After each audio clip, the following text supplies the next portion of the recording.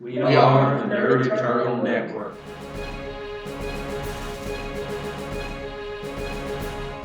Hello, welcome to Nerd Eternal. Today we are playing Icons, Crimes, and Misadventures.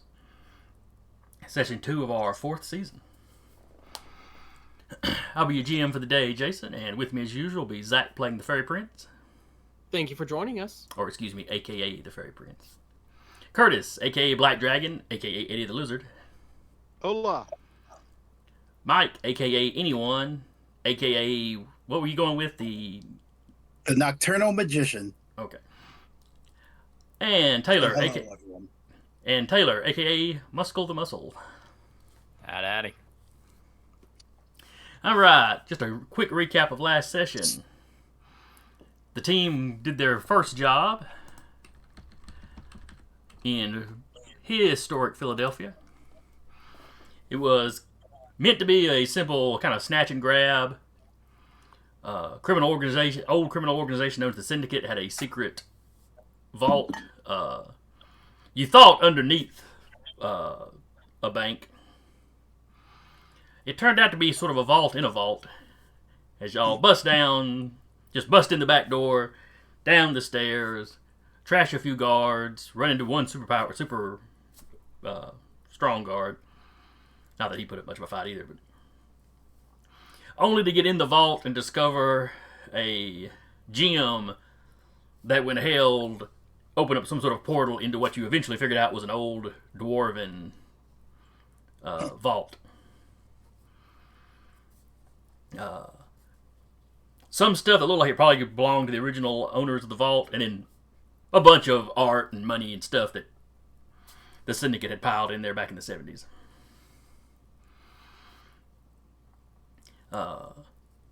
You were briefly interrupted by Minuteman, a local hero, and Microburst, a hero from the Midwest that, not entirely certain why he was in Philadelphia, but you got in, you got your cash, you managed to close the portal, which recreates the gem, and you got away with the gem and are now, or were capable of taking it somewhere else and opening the portal. And I personally think the gem would be really, really great to hold on to. But I know as a group we had talked about returning it because the gem was especially protected in its location where it couldn't be tracked or detected. Right, it was in a case where it couldn't be scried, and even Muscle's X-ray vision stuff couldn't get through it. And we do not want the Syndicate scrying it to track us and take us out before we even get started on our fun. So if anyone has an idea to prevent the gem from being scryed with our resources, I would say let's hold on to it. But otherwise, it's may not be something we want to keep our hands on. And were you planning on returning it to the Syndicate or to the dwarves? There had been the suggestion, somebody had suggested taking it back to the bank. Mm-hmm. Yeah, we just empty out everything in it and we would return the gem. We did empty out everything. I'll return it by hand. It's not like they don't know I was in there.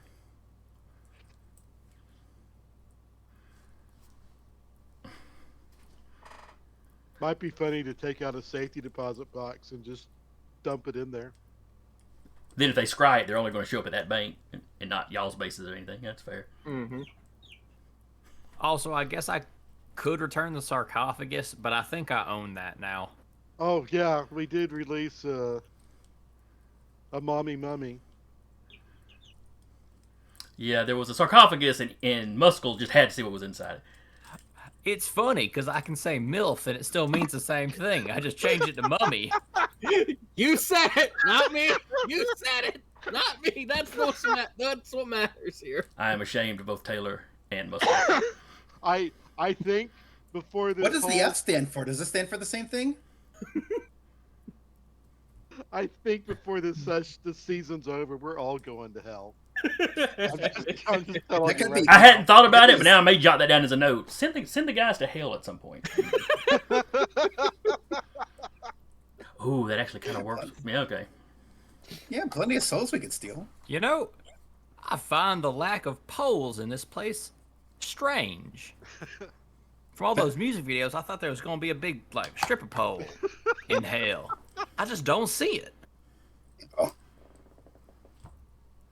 Maybe God's a little less uptight and all the strippers are in heaven. They are doing the Lord's work. Now, anyway. So anyway, yes, Muskell looked in the sarcophagus. Hey, Taylor's got this thing down. So yeah, looked in the sarcophagus. Mummy opened its eyes, crumbled to dust. The dust flew up, reformed a woman, in Egyptian garb. She looks around, gives Muskell a peck on the forehead, and then, off to her next adventure, which will probably be 2 seasons from now. That's someone else's problem now. Yes, Right. that is future PC's problems. That's going to be Everlast's new nemesis.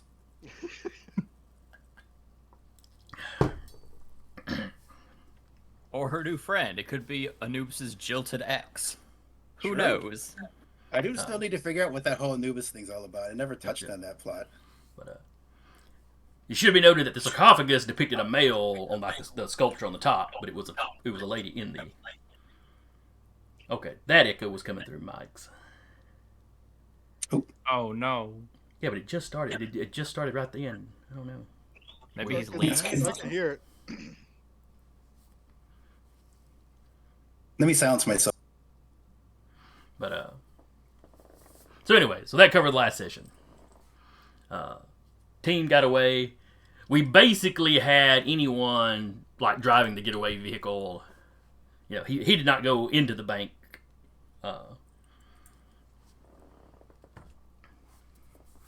But that's where we explained where he was. And we mentioned this before camera, but the question had come up last time whether anyone was using his anyone identity or not. And Mike has decided he is not, which is where the whole nocturnal magician. The Nocturnal Magician, yes. Okay. Let me jot that down. You have a friend. But anyway, starting up now. Oh, the gym. Do you want to have just gone back and given it to the bank, or snuck in, or gone in, taken it out of safety deposit box and put it in there? I like the safety deposit box idea. Mm-hmm. Oh, you kids are being so nice.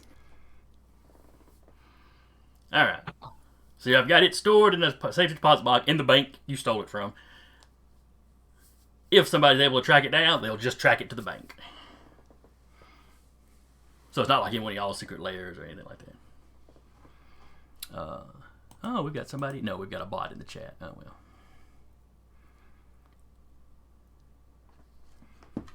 Oof. Quick click on every link it presents. There's actually no hyperlinks in that. I mean, it gives you a address you can go to. Well, never mind. Let's not give the bots any attention.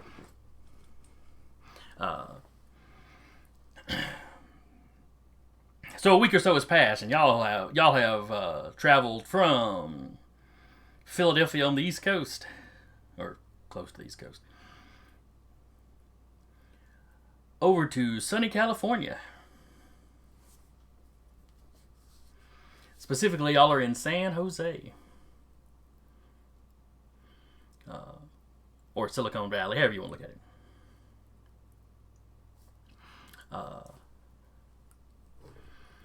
Where the first job was all about getting the money to finance the rest of this fight against the Hellfires.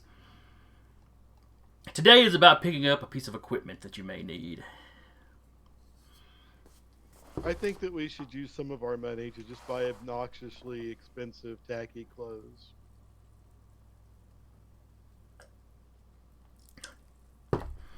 Well, right now, the money is all in the fund. I'm sorry, is that what you were about to say? Oh no, I was about to say, like, thing is, people in Silicon Valley don't wear tacky clothes. They spend a considerable amount of money to look like they're poor or upper middle class. Like they will buy a $500 hoodie that looks like something you picked up at Walmart. Yeah. They also buy weed with weird names. And we, Better. yeah, and they occasionally buy and then proceed to ruin big social media conglomerations. Not that we're naming anyone specifically. Oh yeah, Twitter had no issues before that.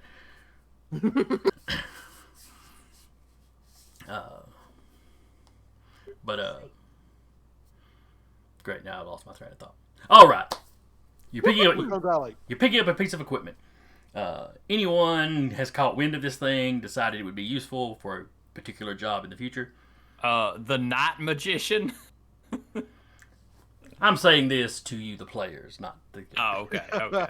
Yes, as far as your characters are concerned, the night magician has figured this out. It's the little omniscient caption boxes in the corner saying this. Right. This is not Little do Powerpuff our Girls. villains know that This is not Powerpuff Girls where the characters can talk to the narrator. Or She-Hulk. who says we can't talk to the narrator? Hell, I'm doing it right now. No, all right, sorry. We need to stop cutting you. Anyway, the piece of equipment in question is a device that can, or it's a prototype that can, according to the internal memos anyone got a hold of, be used to safely erase people's memories. It is being developed by a company called Steel Biocomputing, a fully owned subsidiary of Steel Applied Technologies. Isn't that the company? They're whose still president- running? Yeah, they would have shut that down, but I guess trying to take for the world isn't the worst thing a CEO has done recently. But I don't know. Nah, company took a bad dip, and a bunch of the heads are in prison now. But no, the company is struggling on. It's not as big as it used to be, but they're trying to earn back trust. And how better to earn back trust than machines that can wipe out part of a human mind?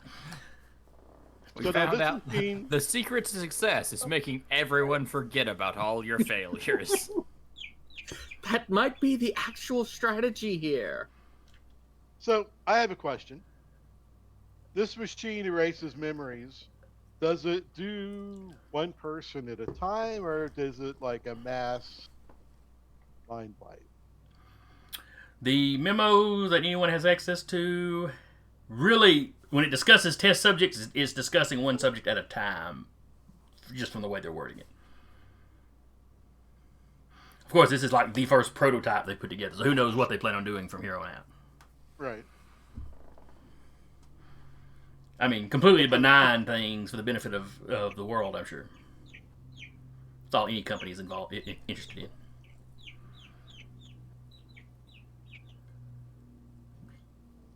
But the facility, the research place's campus is in Silicon Valley.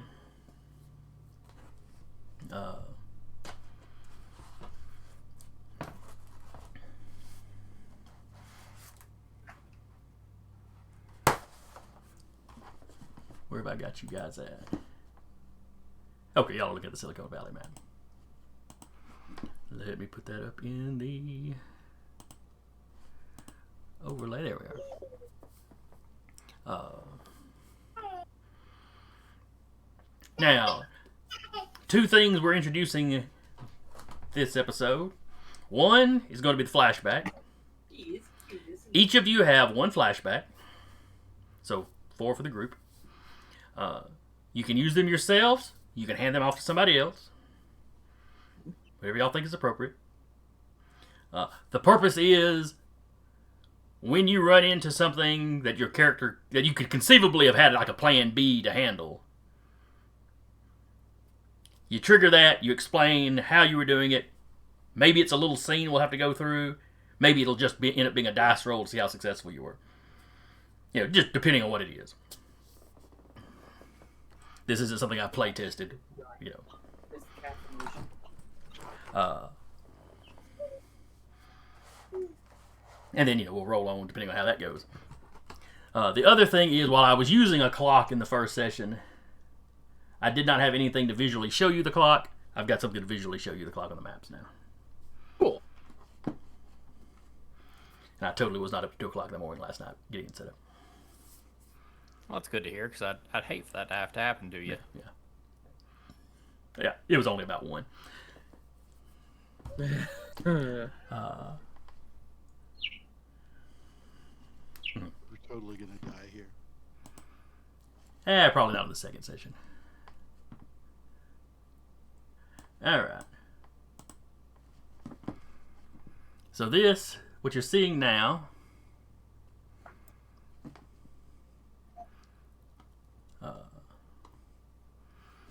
I put your No map. map. This is the campus.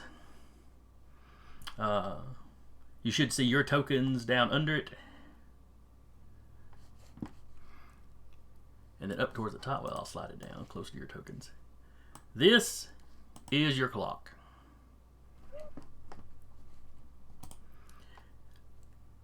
Today, I'm not going... Today, you're going to be able to see the clock, but you're not going to know what triggers it. You'll just see that, you know, when certain things happen, the sides start to fill in. So, that's, you know, that's it set at 0. Set at 1.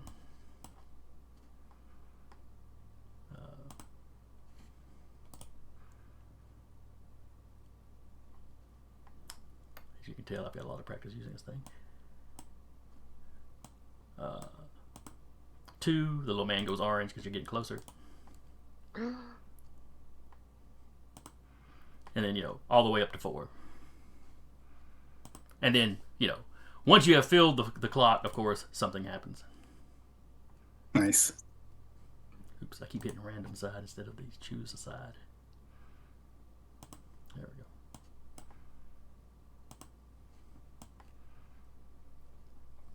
Let me just set that to the side.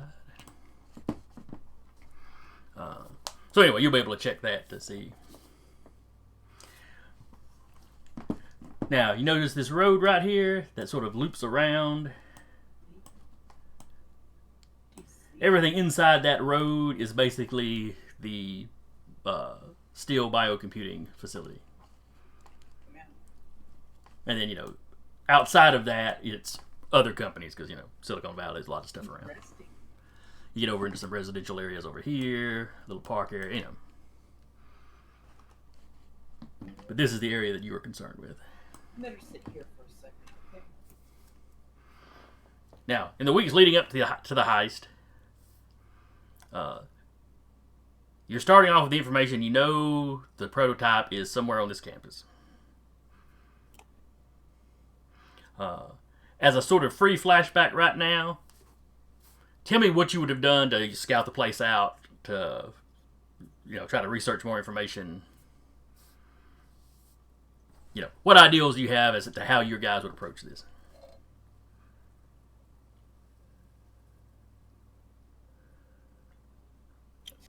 I'm gonna say the fairy prince would have just gussied himself up to appropriate Silicon Valley fare or a standard, and just sort of mingled into any sort of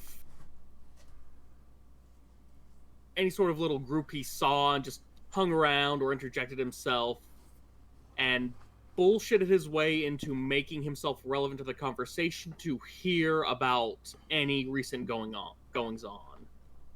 Okay.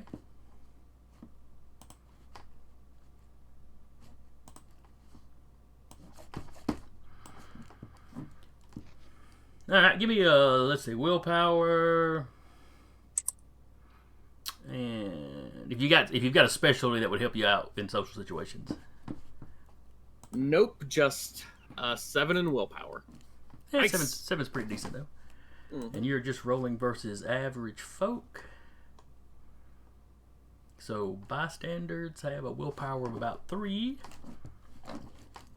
Oh, let me pull up my blank utility character sheet with all my rolls built in. All right, so 3. Wow, bystanders did pretty good, but not as good as the fairy prince. So you got an 11 beating their 9.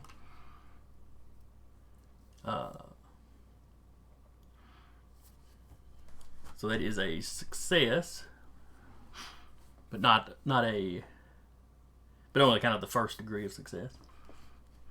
All right. So now, what all you said you were? What information was it you were kind of trying to steer the conversation towards? Any recent goings on or changes in schedules. You don't. They don't give you anything that stands out or is suspicious as far as like sudden changes in schedule. You do talk to a couple of groups though that they are talking about, and they won't go into NDAs and all that. They won't go into detail on what it is, but they do have a big presentation coming up for a new prototype. There is a prototype, something they're about to show off to some of the shareholders and other high muckety mucks in the company. That the guys talking about it are very excited about it. Is it going to be a public viewing or just something sequestered off? No, it's going to be here on the campus. Mm-hmm. But they're talking about one of the larger labs. They're kind of clearing it out to make it more of a auditorium, temporarily. To fit everybody in comfortably, and this is the high muggity mugs. You got to have refreshment, and kind of got to gussy the place up. Was I able to find out which floor, which lab specifically it was in, or which building? No, not with that roll. You're not entirely certain. Yeah. Curtis, what might Eddie the Lizard be doing to scout this place out? So when you say campus, we're not talking. This is like a business campus. We're not talking school campus. Right. Just to make sure I'm not confused. Right. If it helps, maybe I should start calling it the research facility. But I didn't want to imply that it was one building. Eddie has the misfortune of standing out visually. Anyone that sees him is going to be like, "Hey, what's a lizard doing here?" No. When anyone saw him, he hired him. Anyway. But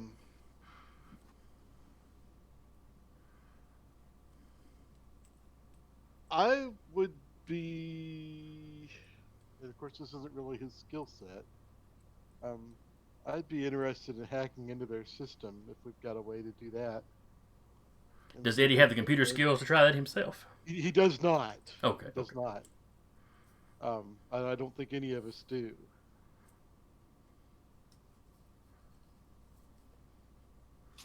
But I wonder.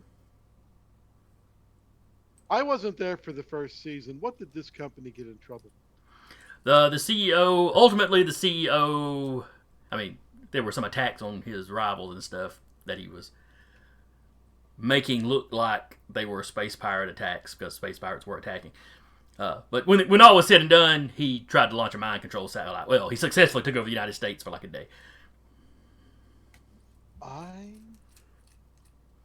He'd been in jail since then. Until we pulled him out of his steel man suit. Yeah, he did build some powered armor, but that part wasn't illegal.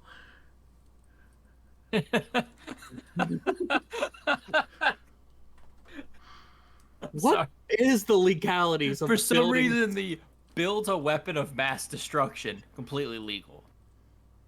Hey, there are some states where you can legally own a nuclear weapon, at least as far as state laws are concerned. You just can't detonate it. It is illegal to detonate it.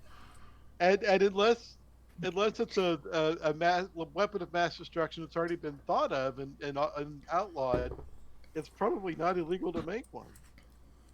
If your idea is novel enough. I kind of want to go snooping around this building's lab, or labs, if I can get to it. Maybe I can, if someone stops me and says, "Hey, you're not human. What are you doing here?" I can pass myself off as a lab experiment. I don't know.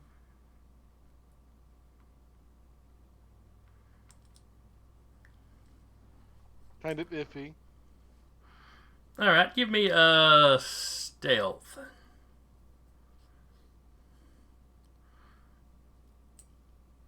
Come on, mouse, get in the right spot.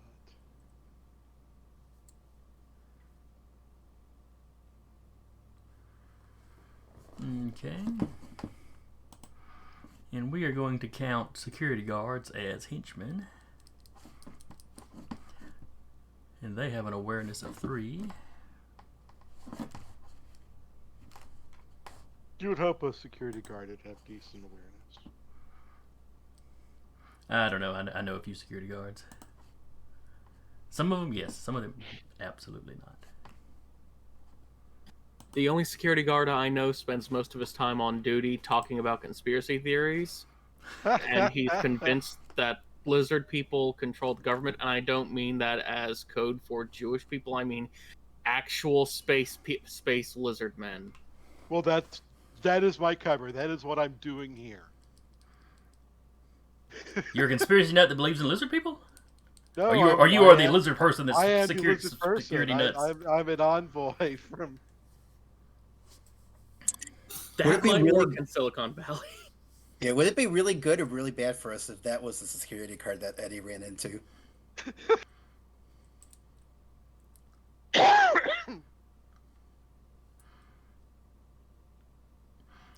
So you go in, with your Walmart hoodie that looks suspiciously like a $500 hoodie from somewhere else. Or no, Eddie's into expensive clothing, so he may actually have the $500 hoodie. So you go in, hoodie up, head down, you scout out at the campus some. You figure out, one thing you do manage to learn is this building here is mostly administration stuff, offices. It's kind of the business side of stuff.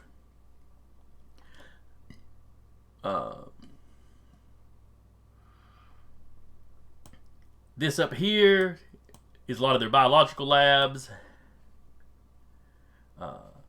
Where these down here, like this big building here particularly, and then some of these smaller ones, is some of the more mechanical stuff they do, or combinations of the two. You don't get, you don't figure out exactly what they're doing, just generally how it's partitioned. As you try to get into one of those labs, you rolled a 6, security rolled an 8. So you managed to walk around the campus for a while. But when you try to get into one of the buildings, security kind of stops you from going in. Now, he sees you're a lizard man. He has a strong reaction to that. How does Eddie try to buffalo his way out?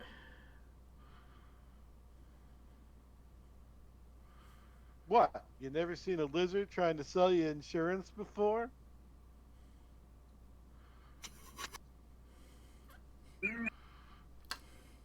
Give me a willpower roll.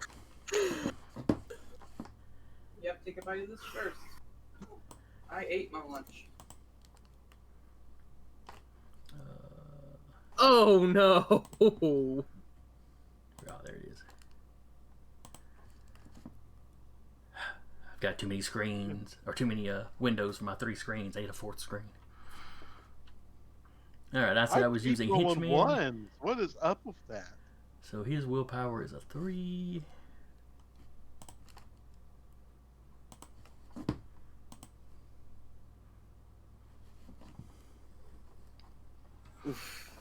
I'm about to become a science experiment.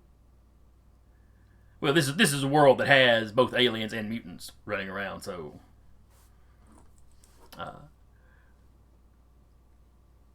basically, he calls in backup, demands to see some kind of identification, some kind of proof that you're supposed to be on campus. You know, clearly believing that you don't have it. And then I'll leave it up to you whether you get thrown off or whether you just run off at this point. I'm gonna leave if I can. Okay. The guys walking around campus like this are not armed security. So it's not like he can shoot you in the back as you run off. He just chases after you for a little bit. I don't think it would be sensible to start combat before the presentation. Okay. So you beat feet, so.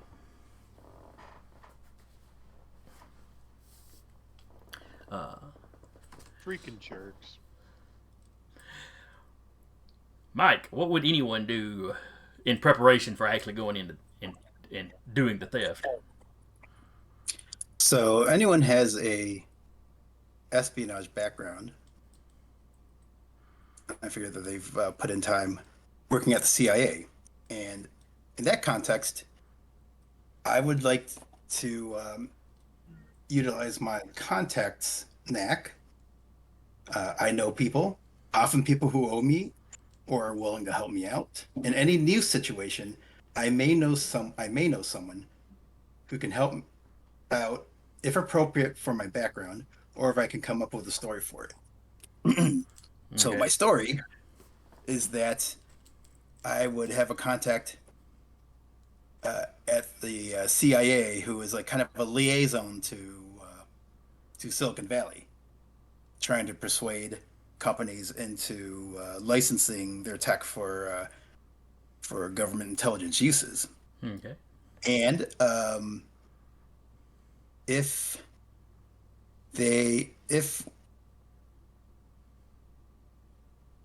I've already gotten word of this presentation from the Fairy Prince, I would like to ask my friend to possibly to book an appointment for me posing as a muckety muck from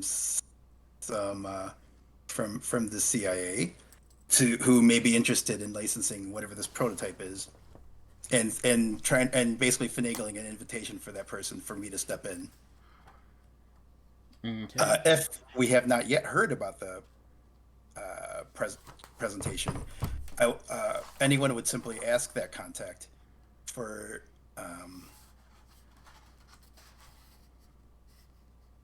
well, I guess just you might basically just trying to find out if there are any new I guess I would be able to hone in specifically on the fact that this is we're looking for something that erases memories. So yeah, if I could simply ask my CIA contact if he's heard of any developments in psionic technology with still applied still biocomputers. Biocomputing, but yes. Biocomputing, thank you. So that might be the first thing. If I haven't gotten word yet about this presentation. Otherwise, I try to finagle an invitation to the presentation. All right, so the CIA contact that you've got in and around the Silicon Valley is Marco Hess.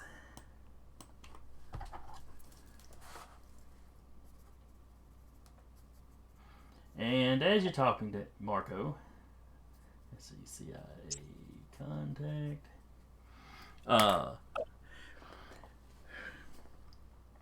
Not only does he know what you're talking about, he already has an invitation to this presentation. Hey. One, because the CIA is both, well, it's supposed to be the FBI keeping an eye on all the still applied technology companies. But the CIA is kind of keeping their eye out on the down low. He confirms for you that the presentation in question is for the device you're talking about. And the CIA is very interested in this device. Can't imagine why. Of course they are. Purely for altruistic reasons, they assure us. Of course. For the betterment of the world. or people who've walked in on their parents naked. Oh boy. You know, for that handful of people that know the drugs they're buying came from the CIA. Yeah, you know, stuff like that. Just make the world a better place.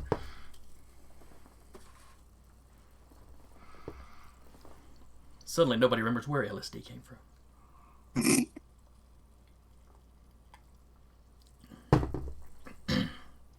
They CIA selling stuff in Los Angeles? I don't remember that at all.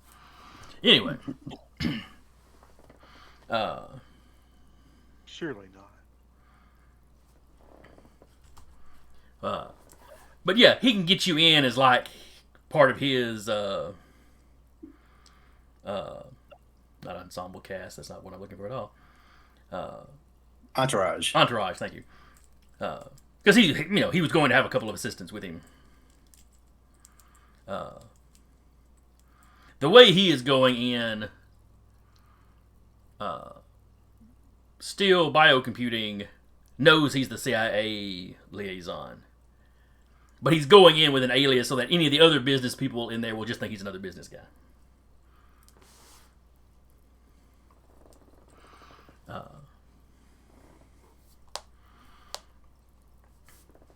You know, it's an alternate identity, but still one using his actual name.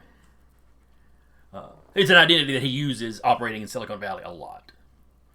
So it's not just an alias with a lot of background built up. It's one that a lot of people in the area have already met just in kind of everyday business. Yeah, I pretty much. Yeah, it sounds from pretty much like how I've like the little I've read into that how the CIA actually works and interacting with like for example academia with universities they do pretty much the same thing, and they make a point of attending like all kinds of tech conferences in order to charm and schmooze with the actual like academic attendees. And that is this guy. He is one of the charmers and smoozers.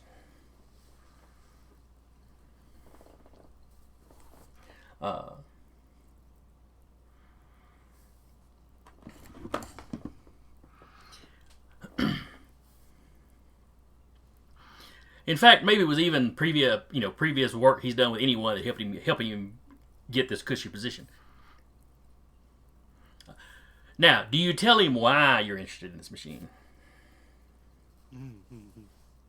Well, given that, well, I know I as a player don't know why, but does whether anyone does, Well, no, I just meant, oh yeah, I need help stealing this thing. Oh yeah, I think need to know. If he doesn't know what I'm here to do, he can't be questioned. He can't get in trouble after the fact. Well, he can, but at least he can't. You know, I think it's definitely ask for forgiveness rather than permission sort of situation. So no, I won't tell him. Yeah, and especially since, as you said, so did you say that Hess owes his job to me to some degree? The job, he took most of the credit for the job y'all did. I mean, with your blessing, I'd probably say anyone that's trying to be one that it's somebody that's going for the glory.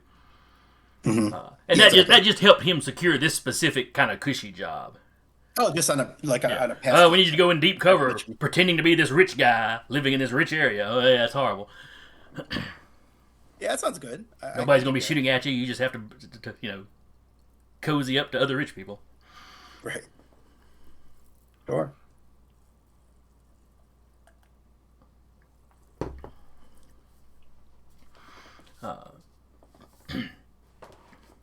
So yeah, so that's got you an invitation in anyway. Taylor, what would Muscle be doing to prepare? Well, I've gone out and gotten myself a suit. I've gone ahead and gotten some squid ink. I've dyed the tips of my hair black. You know, enough of it so it looks a little different. I get one of those stupid fake earpieces that looks like I'm some kind of fancy security guy.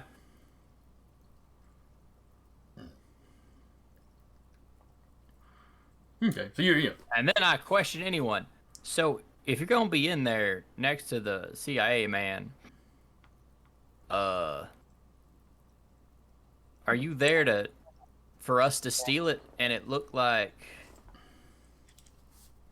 Oh no, I'm just a little confused on this methodology here of telling the CIA that you're going to be there before you steal something.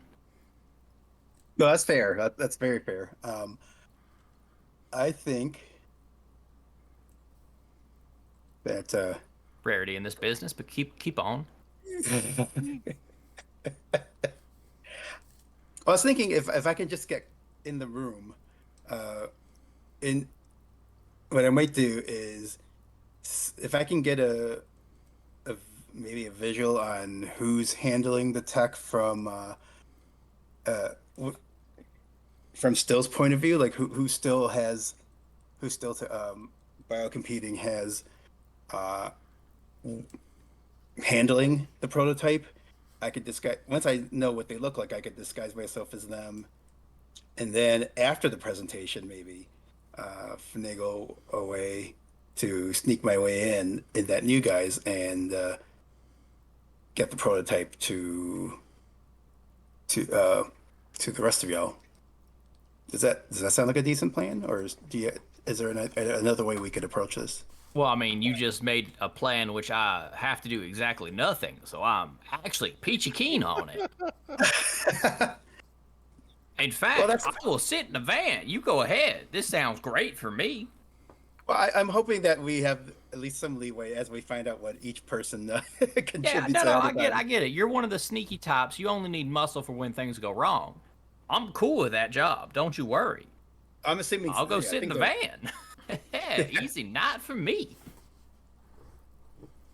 I mean, honestly, there should always be like we should probably always have one of us on standby just in case, the ace up the sleeve for when things go wrong. Hey, listen. I've been the van driver plenty of times. In fact, it's basically a specialty of mine at this point. Don't you worry. Yeah, I am not worried, but yeah, I'm just oops. Uh-oh. If I'd known that, I wouldn't have went and dyed my hair and everything. I would have just, fucking shat myself back in the van and not done anything. Oh.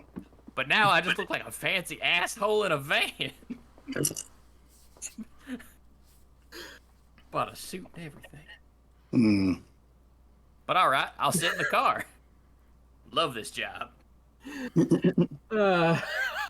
I get kissed in one job and I get to sit on my ass on the next one. This is great. Meathead's smarter than I thought. Hey, easy job's an easy job, son. I'm just here to punch the cop car that chases us.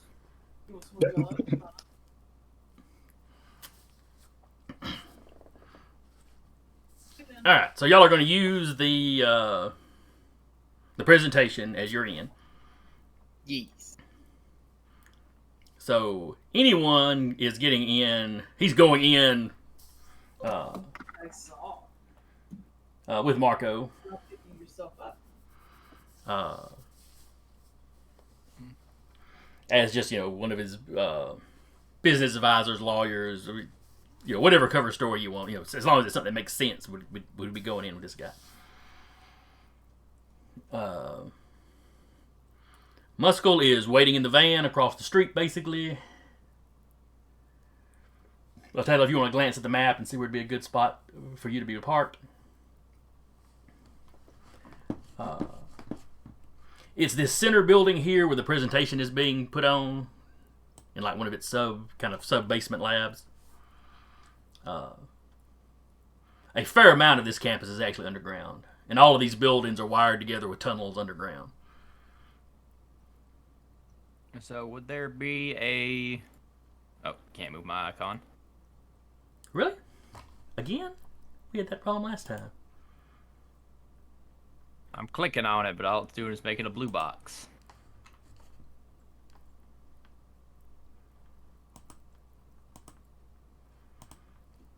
Alright, controlled by tar key. Save settings. Should be good now. Yep, now I got control.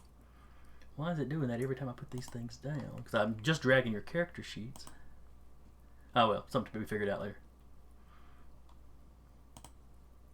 Yeah, I don't. Alright, I just gave you yours, Yeah. Curtis. So. So if there is a parking spot somewhere around here, All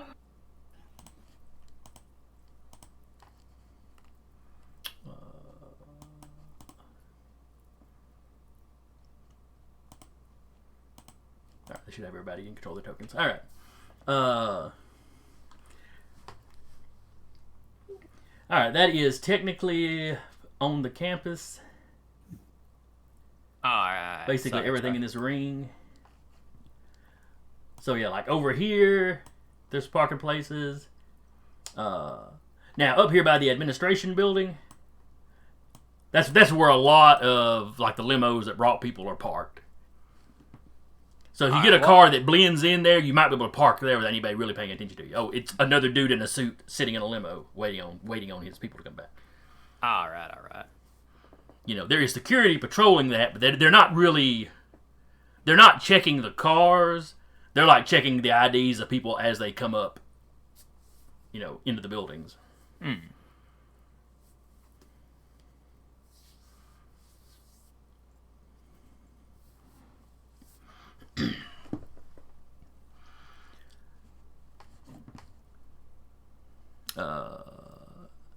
Zach, how is the Yes, fairy sir.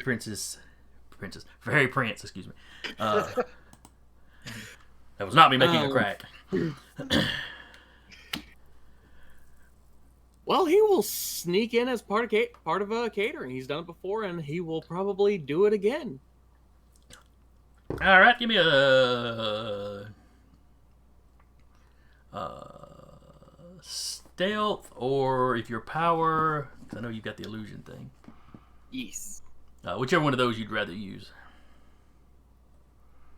Basically, whichever number comes out higher, just go with that.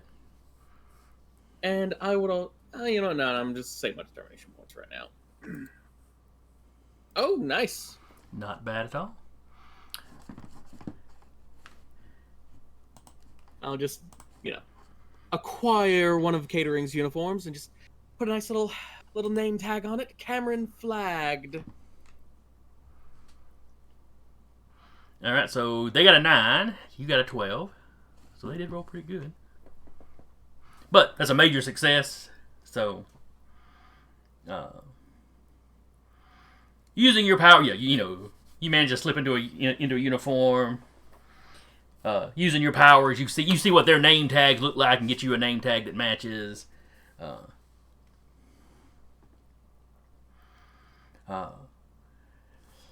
Maybe even you manage to get access. As the security guys are checking you in, one of them sits his pad down for a minute. You're able to slip your name, your alias in.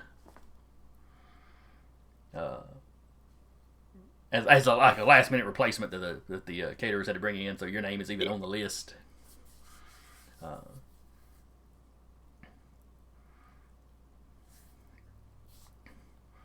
You're in like a kitchen area that they're using, and then they're elevatoring things down to the actual lab. The lab they've turned into a temporary auditorium. Mm-hmm.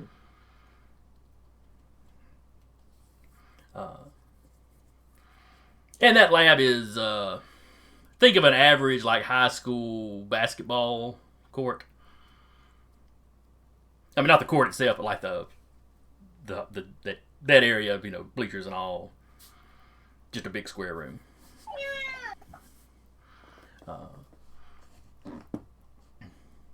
That they've got nice seats in there. They've got rugs laid down, but it's still obviously a cement room underground. Oh, you're slick. But all right, that's got you in there. Where is Eddie going to set himself up, Curtis? Actually, I think I'm gonna stick with Tommy Twinkle, and I'm gonna be a caterer. Okay. I could lay an illusion over him so he doesn't look, like the weird reptile guy who tried to break, who was sneaking around campus a few days ago. But they're probably they're probably keeping an eye out for. All right. That's some powerful pixie dust you got there. Oh, you have no idea, Edward. You have no idea. All right, Zach, give me a roll with your illusion versus the security guys and caterers.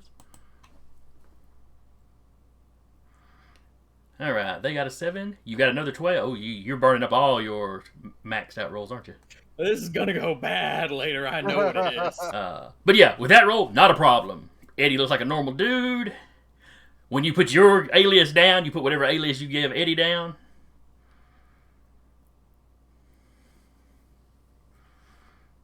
I'm just gonna go with Edward Gizzard.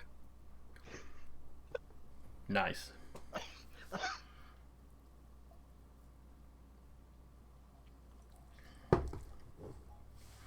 Eddie T. Gizzard. All right. The car's sounding better all the time.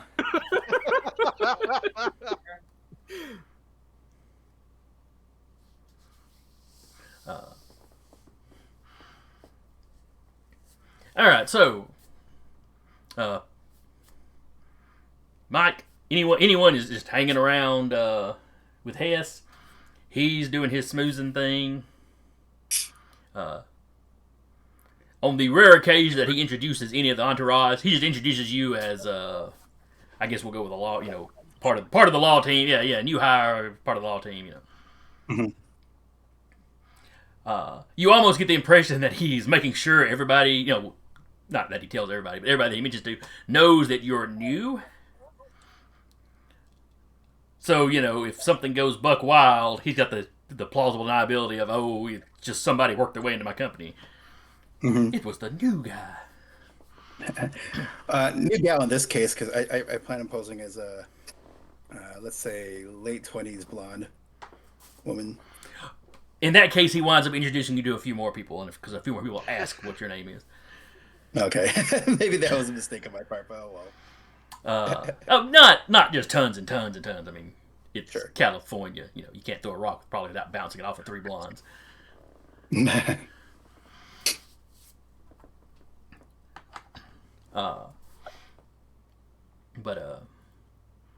So yeah, you're smoozing around there. You spot Fairy Prince and Eddie because you'd have known what they were going to look like going in.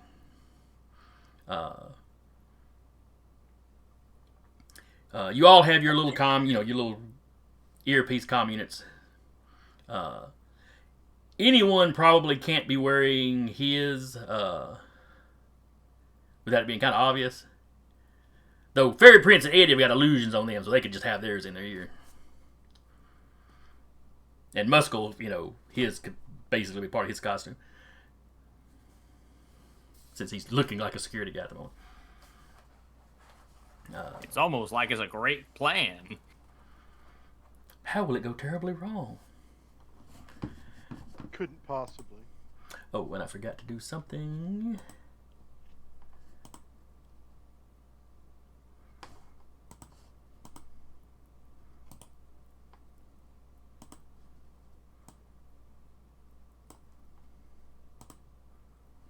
The clock has ticked up to 1, which technically should have been ticked there basically when Eddie got spotted, but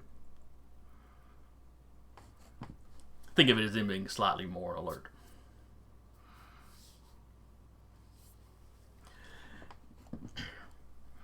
But all right, anyone in the smoozing and just casual talking, you do catch the name Delaney Page. She is apparently the head researcher on this device.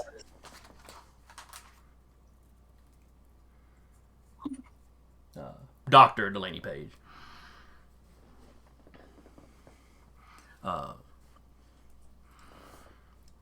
She is going to be giving the presentation.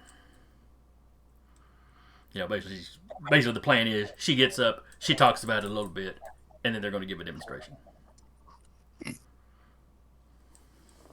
Probably several demonstrations. But eventually, everybody takes their seats. All the caterers kind of pull back to the door. you're essentially in the hallway outside the main room. Doors are open. Some of the the staff is supposed to be making themselves scarce, but still watching from the door, so if they catch a little signal, they can run in and like refill a drink. People aren't eating during the presentation, but some of them are still drinking.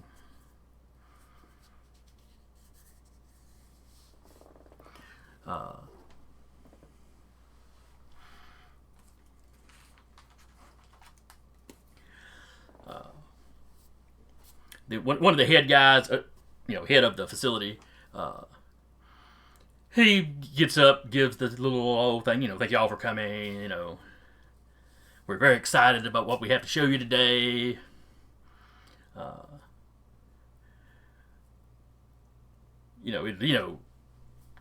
Change the world, given his boisterous little, this invention that could change the world and maybe make us a lot of money. Before introducing Dr. Page. She's a dark-haired woman, smidge on the tall side. I don't know what that was. Actually, I probably do know what that was. What was I saying? Dark hair, smidge on the tall side. Wearing glasses. Hair done up in kind of a bun. Dressed nicely, but with like a lab coat put over top of it, probably for effect.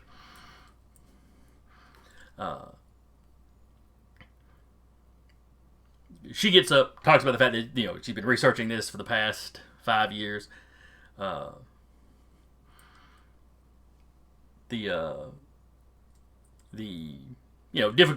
Difficulties and this and that and the other.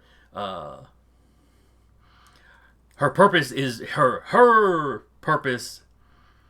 in creating this device is to help patients, victims of trauma, PTSD,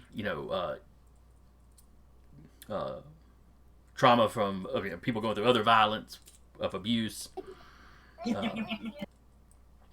She makes a very, very kind of impassioned speech about how this can, potentially help.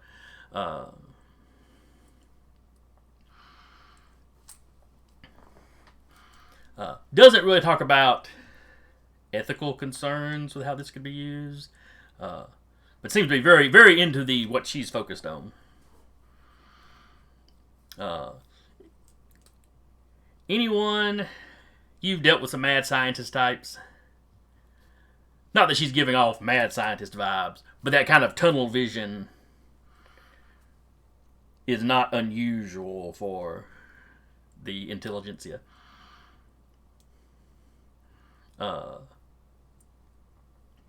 Muscle, if you're hearing this through the comm link out in the car, she probably is reminding you a little bit of some mad scientists you've worked for. She's got a real mom vibe to me. But also mad scientist.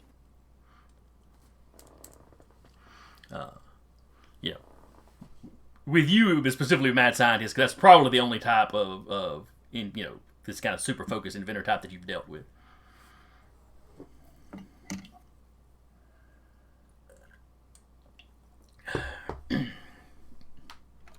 But and she goes into a little bit of technical talk, not showing full diagrams or anything, but kind of what they had to overcome, and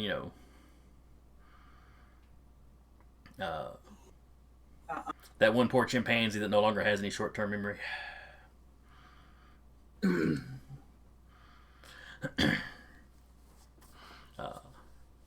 But in the massive successes they've had in the last year or so. Then she asked for a volunteer.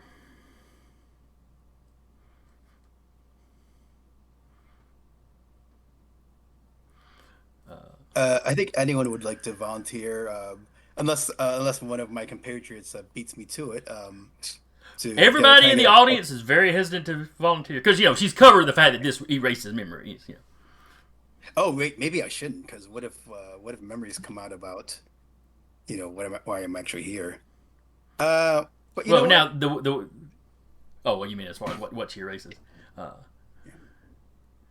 so yeah, everybody's hesitating. Hey, come now. Yeah, It's very I might safe. volunteer. I might go ahead and volunteer because I do want to get like a close look at what exactly this thing's all about, and I don't know. It seems like the best way to do that in a hurry. Oh, I'm so comfy. And maybe I'll just like trust on my own like indomitable willpower to protect myself. So yeah, I think anyone raises a hand.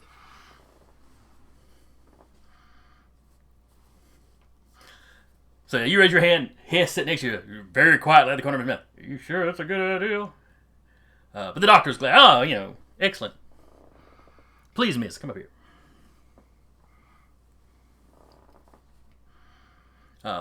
You get up there. She's got a little card. About like a normal size sheet of paper. It's got a 5-digit number sequence on it. She shows everybody in the crowd.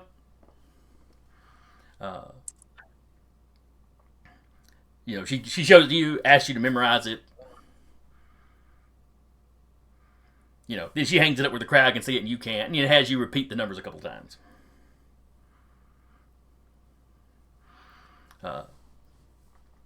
As she's doing that, her assistant, one of the lab assistants, rolls a card up with a big metal case on it. I think like a big metal suitcase almost. She opens it up and she pulls out something that can only be described as being gun-shaped. But kind of round and bulbous. Almost think of like a 40s ray gun as far as like the main bulk of the body. I like her sense of style. With almost like a probe, almost like a little ball on the end of it. It's exactly what I hoped it looked like. Yeah, that's totally not based on Marvin the Martian's ray guns. It's a little bigger than that, Think of one of those kind of like half-size Nerf footballs. It's about the size of the main body of it. It's got a gun, handle sort of thing. Though at the bottom of the handle is a big, almost like a big battery pack, like you'd have on like a power tool. The battery operated power tools. Trying to run around and use it like a gun, it'd be a little bulky and awkward.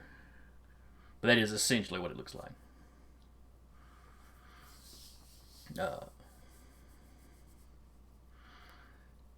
And it's all kind of the white plating with, some of the joints and stuff. You can see metal up underneath it.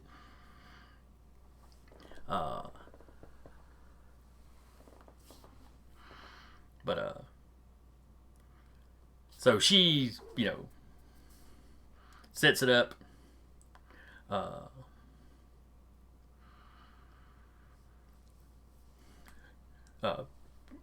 Reaches out, there's 4 or 5 feet between her and anyone. All right, now we'll fire it. She's like, it doesn't have to be like a direct hit on the head to trigger, just the general area. And she braces up like somebody at a gun range. But probably just because the thing's kind of heavy because it's kind of bulky. And she explains how this will erase the memory and how she dials in on what memory she wants. Short-term memory is of course easier, though it will work on long-term memory. It would have to be used as a tool to combat trauma. And then she fires it. It makes the typical sort of electronics winding up, and then just kind of a pew, when it releases. You don't see any sort of energy discharge from it.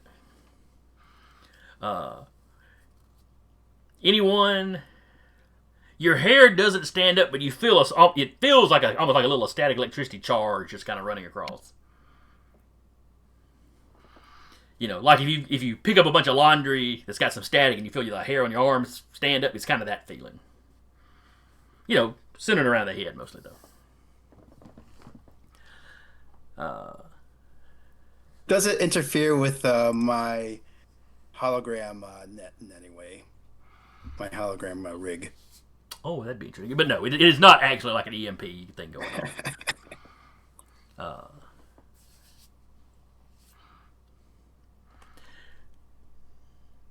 But I need you to give me willpower roll versus the machine. And if you get the baseline success, you know, you succeed. It will have erased the numbers from your mind, but you will have dialed in exactly those numbers. If you get a better success than that, then it won't have done anything to you. You'll have resisted it. And then if you fail, depending on what you failed, she'll have taken a minute to zoom in on the memories and might run across other things. Right. Well, I generated a 5, so get ready for action if I suddenly forget who I am and need a rescue. Oh boy. That's a major failure. All right, so you got a 5. The machine got a 9.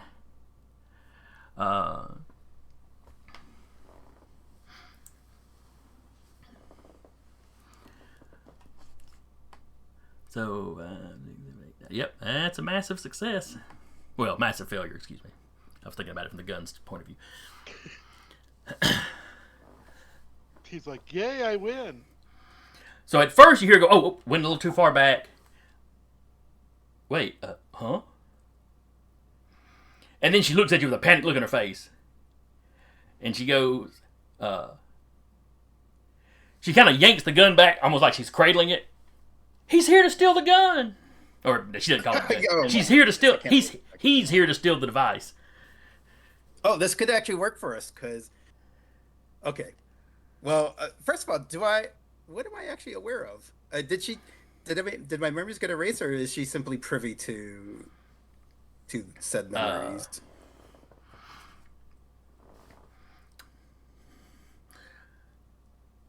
So anyone right now is not thinking about what I'm about to say. Okay. Because the events are going down. Later on, when all this is over, anyone will realize that he cannot remember that sequence of numbers. Okay. Oh, man. But it's like she had to tune in, and apparently it gave her access to some other thoughts. With a massive success, she knows exactly why you're here.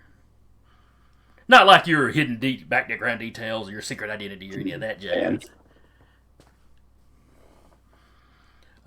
But she knows you are here to steal the machine.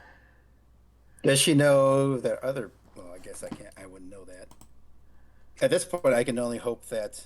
Oh, boy. At this point, I can only hope that I haven't blown the cover of everyone else and they can continue the mission. But we'll find out what actually happened. The clock has ticked up. I bet. Oh, sorry, everyone. All right, Wow, so what happened? I'm happily in the car. playing Feduled. Bedazzled. I was just thinking that.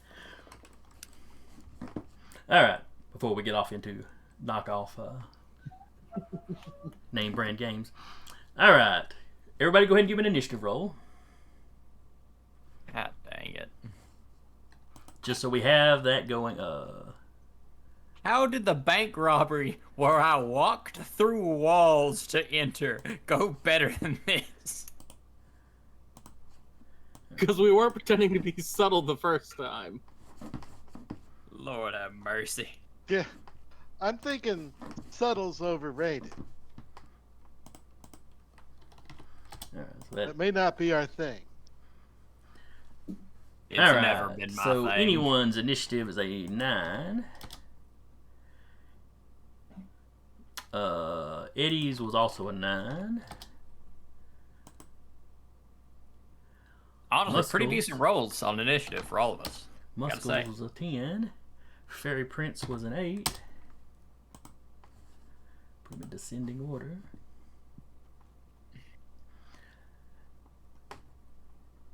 All right, Muscles, you hear over the comm. Sorry, everybody. And you probably hear the woman shouting, he's here to steal the device. Can I get a brief snippet of conversation Sure. before taking action? Okay. Is this a me go in and help take it, or is this a me help y'all get out of jail situation? Now, for just this round, I'm going to say that anyone does not have his earpiece in because it would stand out. Oh no, you do illusion. Never mind. Your graphics thing is an illusion too, isn't it? It's holograms.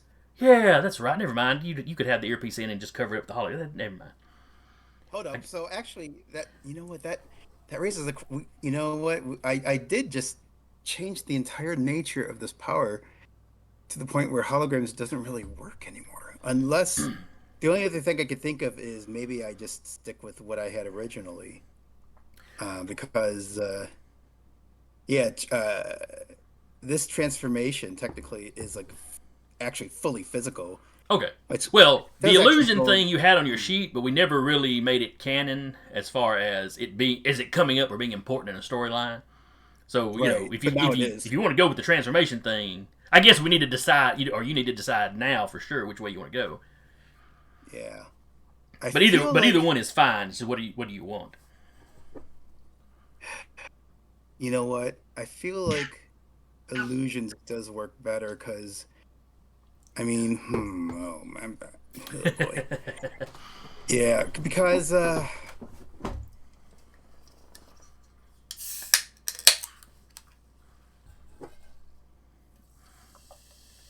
it just comes down to, is it just an illusion, just a disguise, or are you a shape, what? or is What he a if it- shapeshifter? that's a good question. What if I were a shape? I mean, why couldn't I be a shapeshifter? Yeah, in this I don't know if there's anything- in this world, you easily could be. Yeah, exactly. I don't know if there's anything. There's no particular reason why I would have to be married to the illusion idea. I mean, the important thing is I'm someone who can be anyone, and yeah. I mean, that's. You know Hey, what? Let's Listen, I've got a character that pretends to be technology based, and they just shoot out extra bodies. It's cool to have people think you do one thing, but it's totally another. Yeah, and now that I think about it, maybe having holograms is maybe a little too close to the Fairy Prince's bailiwick. So let's say that I actually transform myself, Okay. which means that I do or do not have the. That means with this first think it means I round, the don't. earpiece is basically in a pocket and not in your ear. But you could you could have the mic worked in so they can still hear you talk, but you would not hear Muscle's question. Muscle, what was your question again? Is this a me come in and help y'all take this situation, or me get y'all out of jail situation? And only Fairy Prince and the Black Dragon can answer. I think this situation is still salvageable, but be on standby for things to go south very, very, very, very, very quickly. Yeah, I'm thinking it's a start the engine kind of situation.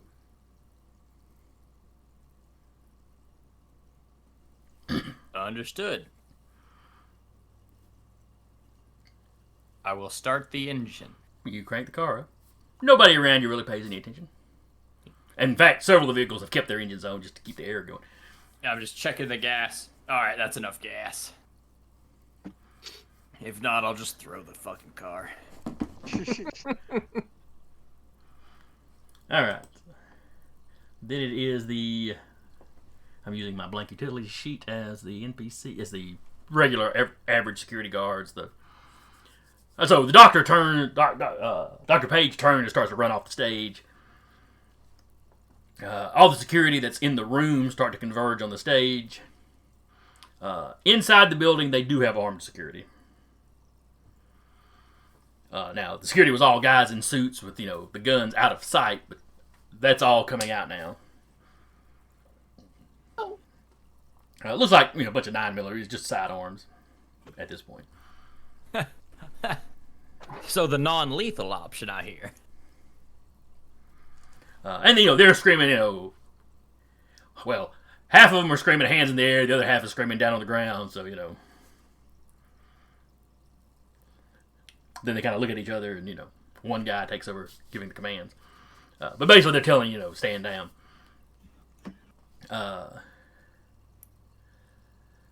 The head caterer is like, crap. Come on, everybody, let's step back to the elevator and get out of everybody's way. Zach, Curtis, both of you can hear more security guys like running down the hallways in this direction. I'm gonna put my hand on Eddie's shoulder and just let us hang back for a second, and then I'm going to project two identical, two illusory versions of us following along with them. Okay. Gotta wait your turn, though. Yeah. But good plan. All right, next up, anyone. You're on stage. All the security guys in the room are like running up to you, guns out. Eventually, the one guy that has become the spokesman is like, hands in the air. Oh, even the introductory person's aiming a gun at me? No. Dr. Page is running away. Okay. What I'll do is I'm going to, without flinching, simply start, applauding the good Dr. Page and congratulate her on uncovering the false thought implants that I had been carrying as a test of your prototype. And basically try to pretend that the memory she read was just to see how perceptive the machine would be when it's, in detecting things other than the targeted memory. And if anyone asks me like what that's all about, I would simply flash my most charming smile and say, "Ancient CIA secret." And all right, give me a willpower roll. My friend Marco. Okay, hope my friend Marco doesn't time for a determination point, right? And I don't know what specialties you have that might factor in. Oh, well, I've got 3 points of deception. How's that sound? Yep, deception would definitely work.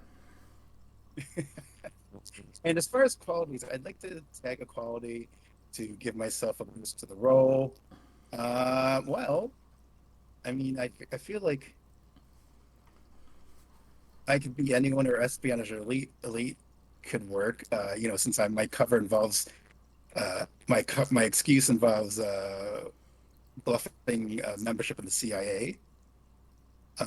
Damned by their own secrets is certainly applicable because I'm about to be damned by one of my secrets. What would you say? Yeah, any of those you named off just now will work. So just pick which one you want to use, and give yourself a +2. And spend the termination point, of course. And 8 is the number you need to beat. No, you're not muted, but I don't hear you. Hang on. All right, so we were. All right, let me delete the potty break message off the screen. All right. So it is anyone's turn. We are getting super echoey again. Yeah, we're getting a lot of echo. It's on Mike, unfortunately. Because all problems lead to Mike. Don't say that. Anyway, so yeah, just to refresh, Mike, you're on stage, guns drawn, doctor's running away. You started your secret CIA implant speech, and we were doing the. You're rolling willpower to try to bluff these people with your deception. You had tapped a quality for a +2, and 8 was the number you needed to beat. And we had just gotten to the point where you needed to roll. Okay, and I was actually contemplating doubling up and tagging 2 qualities to give myself a super big juicy bonus because I'm very concerned about where this is going. And could I tag both espionage elite and damned by their own secrets? Yes, you can tap. You can't tap the same quality in a round, but you can tap multiple qualities. Yes. Yes, and I'll still have at least one determination point. But let's see if I can fix this. So that's giving you a +4 to the roll. Yes, so I'm gonna enter that in manually. Roll 1d6 plus, and this is a willpower roll, you said? Yes, willpower is what you use for social stuff. Yeah, so Think plus of it as 4. your wisdom and your charisma. Gotcha. +3 for the deception, and then +4 again for my double quality activation. So you're kidding me. Oh, wait, no, I mistyped the. Oh, I see what happened. It looked like I messed up one of my plus signs. So it didn't register that last 4. So technically I rolled a 14 instead of a 10. Okay.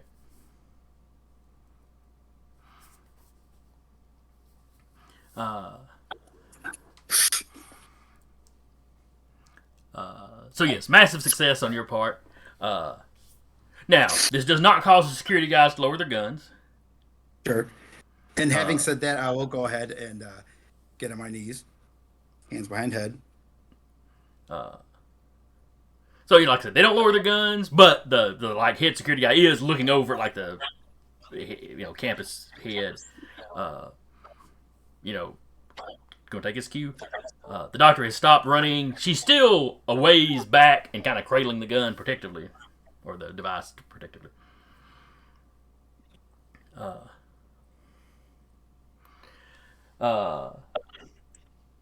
don't know if this is well, no, oh, never mind. I can't communicate with the team, so. Hess is out in the crowd. There's just a brief second of him looking murder at you. Yeah. Yeah, that's a whole thing. And then he puts on his flabbergasted, shocked face. What? We just hired you. He looks over at one of his other assistants. You were supposed to check her background out. Did I just get someone fired? I am going to sue that agent, or my company will sue that agency. A couple of the other people that he had introduced you to, you hear one of them kind of snicker. Yeah, they got you. I remember the time the FBI worked somebody into my company.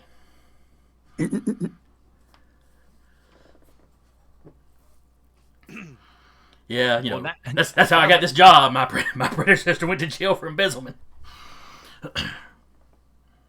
Now that they know it's just the government and it's not trying to get them, it's all fun and games. Fucking rich people. Ugh. A pox on them. They're the worst. I don't even know what a pox means, but a pox on them.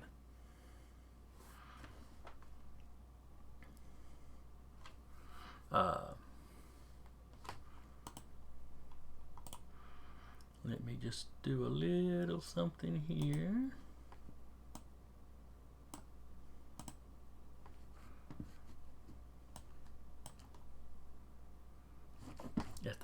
As the clock ticks up for some reason, despite the fact that you seem to have defused the situation, at least this part of it.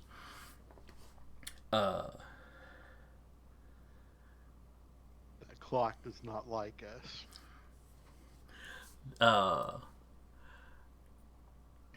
So Hess is covering his tail to keep his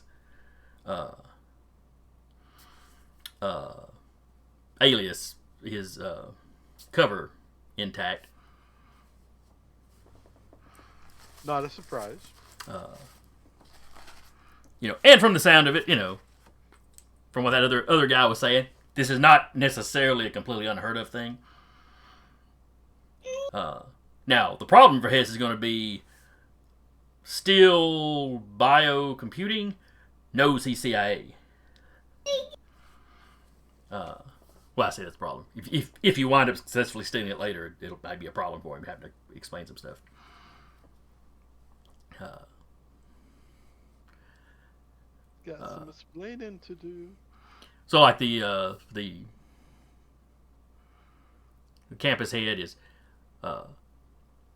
he's looking at Hess like he was about to ask Hess a question, and then he catches that, oh yeah, Hess is covering. Do you have any proof of who you work for? This is addressing to anyone.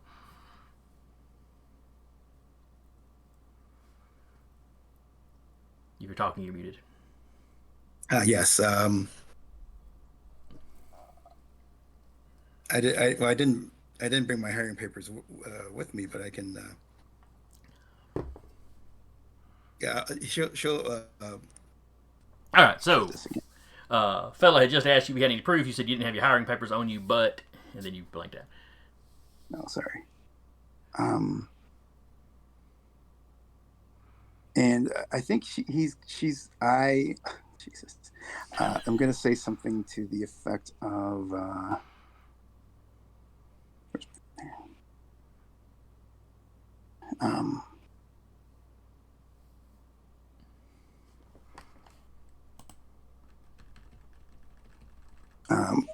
Again, I just.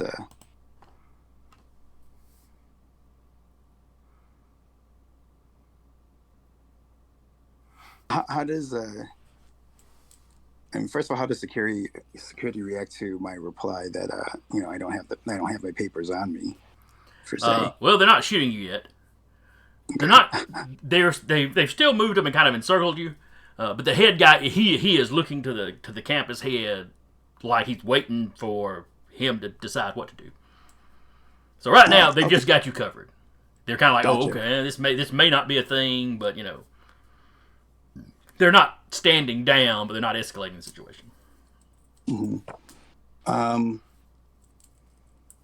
man.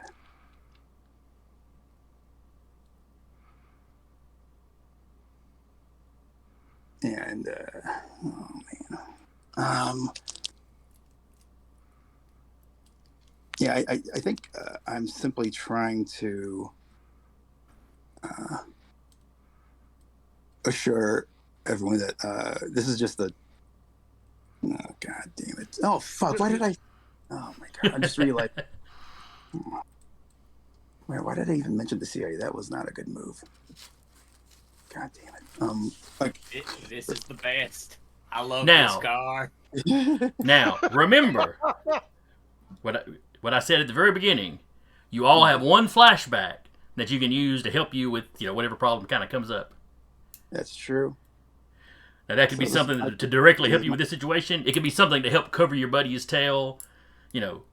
Like you set up, like there was a fake CIA, or you had snuck into the CIA some kind of way, or Well, I think the most important thing right now is to put the company at ease now that I've routed up so thoroughly, and maybe the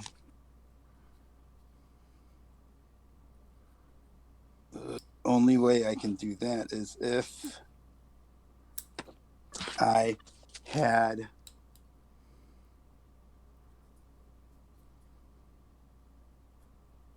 Here's the question. Would it be? I would like to have. Oh man, proposed that.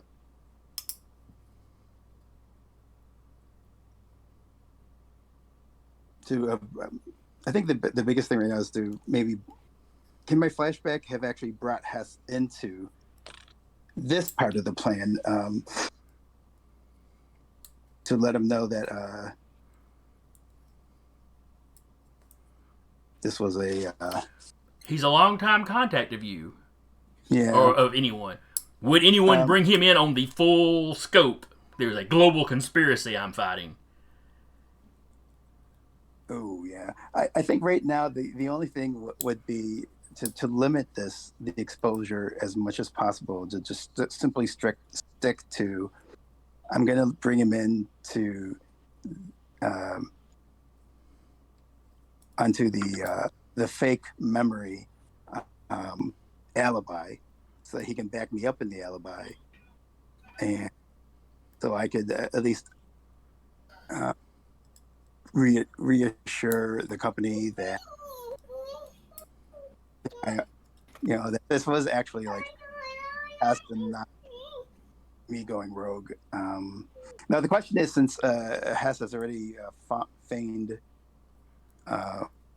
lack of knowledge of this, is that a contradiction that can't be contradicted? No, I can make that work. So that's what so basically you're spinning your flashback to have prepped Hess that this was going to be your go-to if things went particularly badly.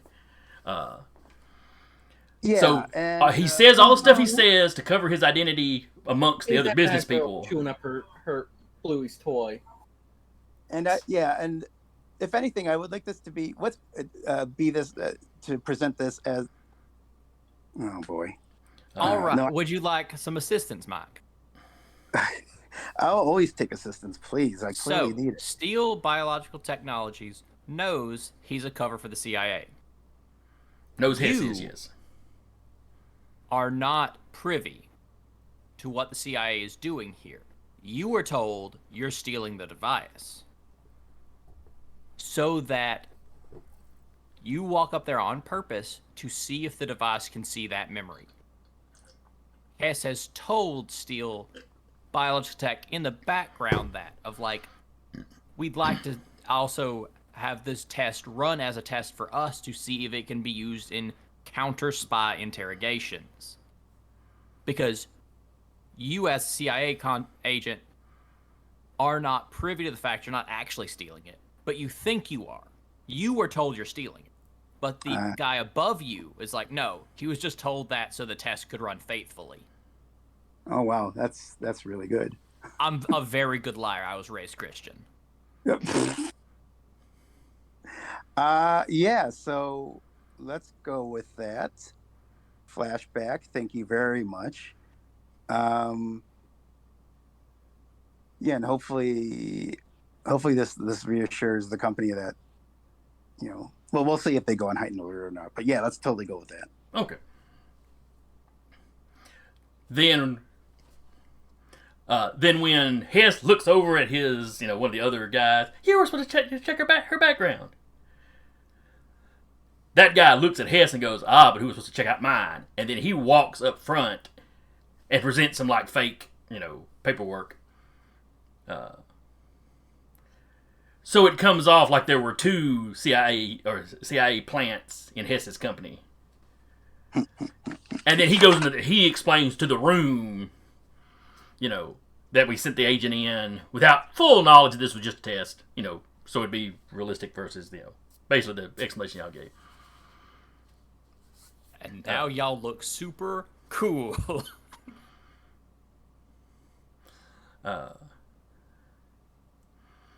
During all this, you see the head of the facility, glance over at Hess one last time, and Hess gives him just a, when nobody else paying attention, Hess gives him a slight, yes nod.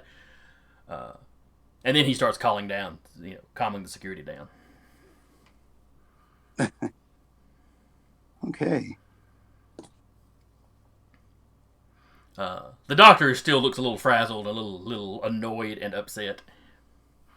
She's been working on this presentation for a while. He went on, goosed it all up.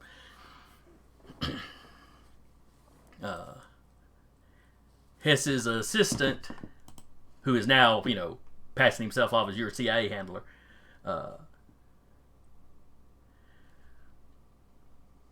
Keaton Owens, rather. Don't know if he'll be important, but he has a name now. Sounds important.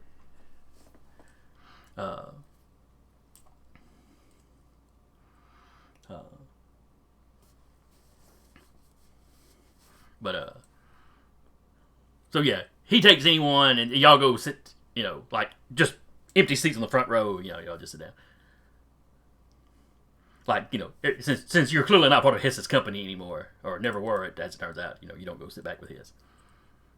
He just sits back there and mumbles like, an angry businessman.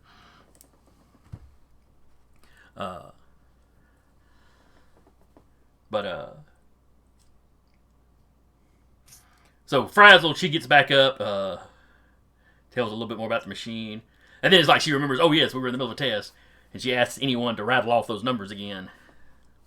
But those numbers are not in your head. At least not in that particular order. It's not like you've suddenly forgotten what 8, 5, 4, and 3 are, but you know. Though that would be kind of fun. You don't just forget the numbers as you memorize them, you forget that those numbers existed at all.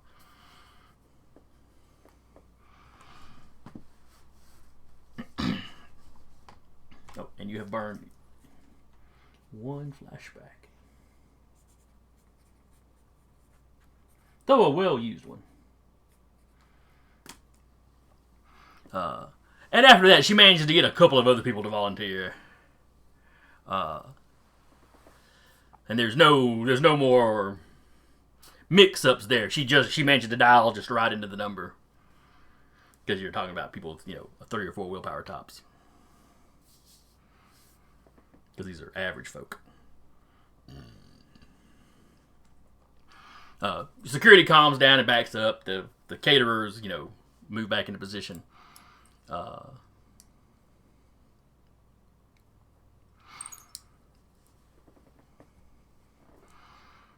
presentation wraps up. Everybody in the room is, they got a nice little exciting bit of theater. But a lot of companies a lot of the shareholders are very excited about the potential of this device. CIA contracts can be quite lucrative. There's a couple of people representing other businesses, like Hess allegedly is. Other businesses that are partnered up. Maybe they supply other specialized equipment or materials or whatever. And of course, there's somebody from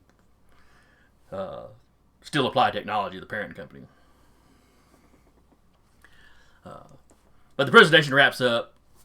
The caterers move back in with food. All these guys are standing around talking about the possibilities of the tech, this, that, and the other. Several of the shareholders step over to talk to Agent Owens. Since in his covering, he came off as like the head CIA guy here, so. And he's mostly deflecting. Yes, CIA is very interested. I can't really go into the specifics. Yes. Terrorists, interrogating terrorists and stuff would be very useful for that, or potentially useful for that. During her presentation, the doctor explained that while you will occasionally pick up side memories like that, it's not great for trying to patrol, just search through a person's head. Takes a long time if you're looking for something specific outside of the short-term memory. As it's wrapping up, anyone you see the device go back into that armored briefcase, and get handed off to one of the security guys. He handcuffs it to his wrist. And then 2 more security guys flank him and they start to leave. Well, here's a question. Can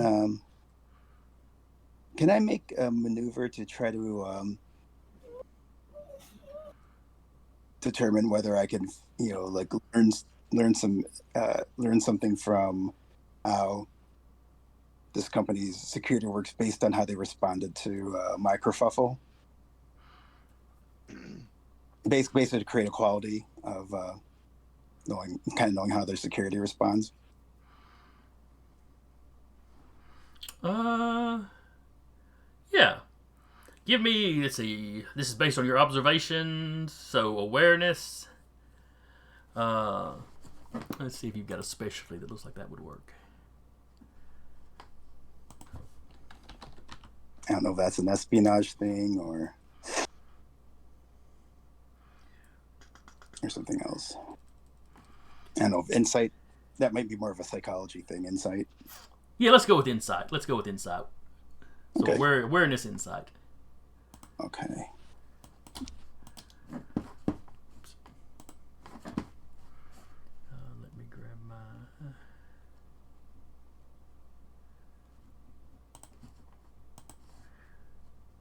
Let's see the difficulty for this. Let's say. Whoops, I've learned nothing. Nope, not with that roll. Okay, fair enough. So yeah, nothing that would give you an advantage with it. They responded fairly quickly. They didn't just immediately hail of bullets. So they came off as professional and competent. Nothing super useful beyond that that you really pick up on.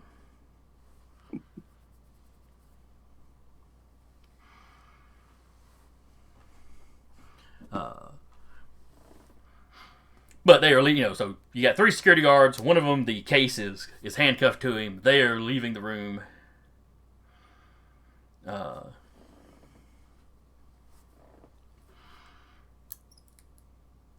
They are stepping out into the hallway area where I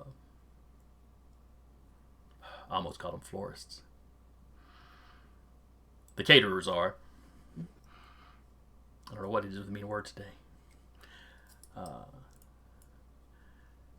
So Fairy Prince, Black Dragon, you see these security guys walking by with the case. Like I said, the presentation's wrapping up. There's lots of there's a few security guys out here, but there's a lot of the other caterers running around doing stuff.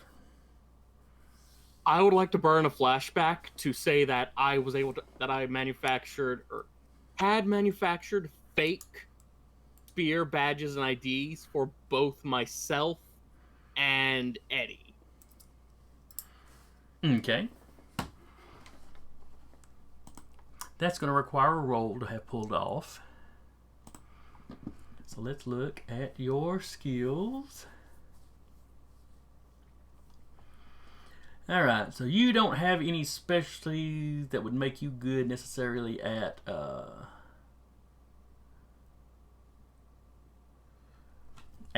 forgery kind of stuff yourself. Though with your illusion powers, you might have only had to study spear IDs to have cooked something up, now that I think about it. Is this a fake ID where the numbers would show up, where it would pass not a real close inspection, but... Yeah, just like a quick little glance at them, like, yeah, that looks real, sort of deal. Okay, in that case, give me awareness...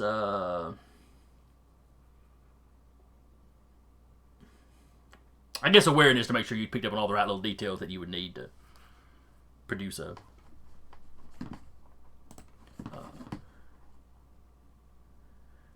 believable copy. Knowing where the watermark is supposed to be, that sort of thing. Number to beat is a 9.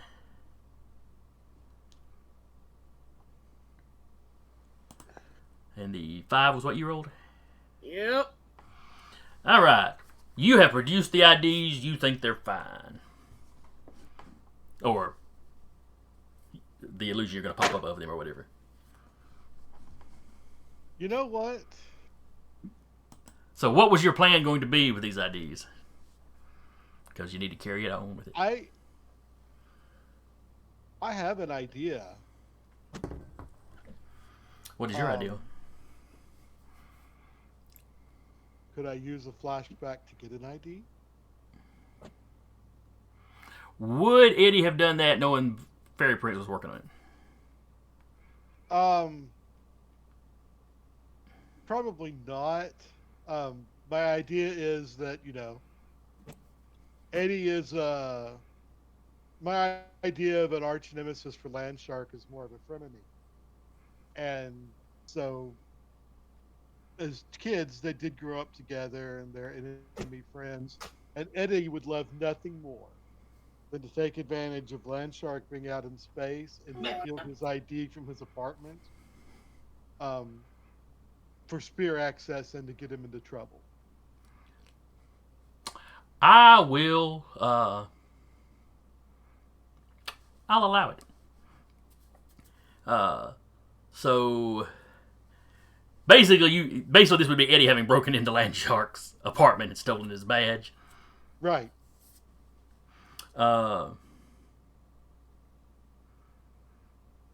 Shoot, I ain't gonna make you roll for it. I'm not even gonna make you roll for that one. We might have to alter the badge a little bit so that it doesn't look like, if there's a photo on the ID, it doesn't look like Landshark. All right. So basically, this flashback is you had broken in, stolen one of Landshark's IDs to use at some point in the future. Yeah. So when Fairy Prince showed you what he'd come up with, you're like, you just pull an actual one out to compare them. You're like, no, that ain't working. And with a real one right there, not just having seen him in the past when maybe he's dealt with spear agents.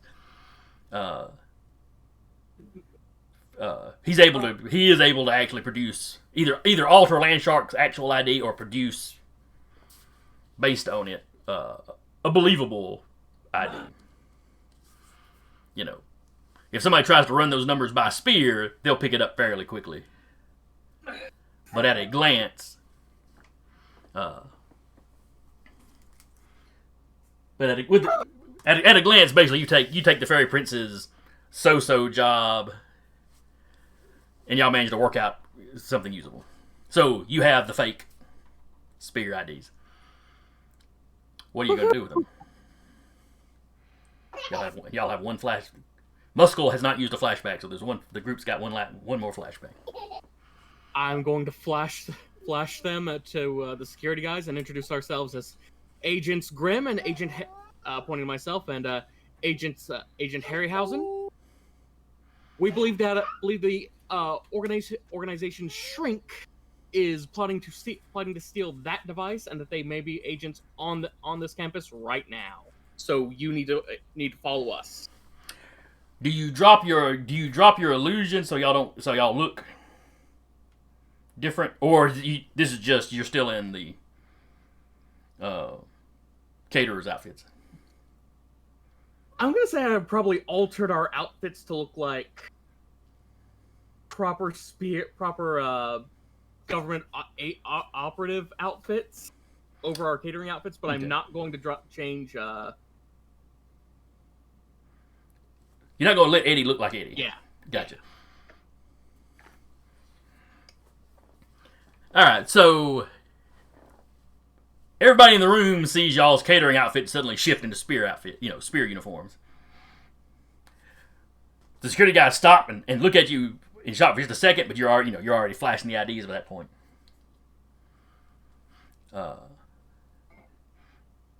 So give me a willpower roll to see if you've got deception. I just had your sheet up and put it back. If you've got deception or something that would help you lie, basically, count that in. I'm actually going to burn a determination point here and play you like a fiddle. Let's see. These security guys, these are the top tier security guys, so I'm going to count them like soldiers. Which doesn't actually change their willpower much.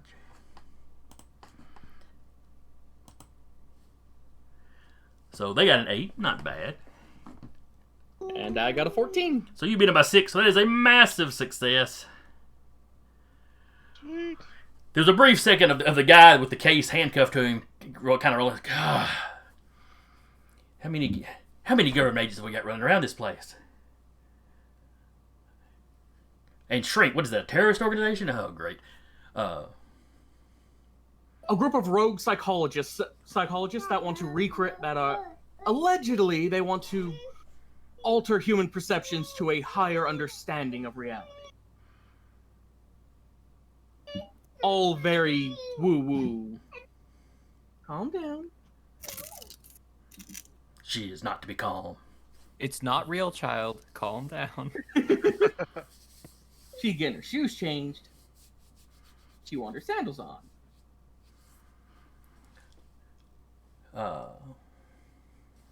But one of the guys is like, oh, that kind of Shrink. Because he apparently, when you said Shrinker, he started looking around the ground for like tiny people. I was thinking like Dr. Shrinker. Oh, okay.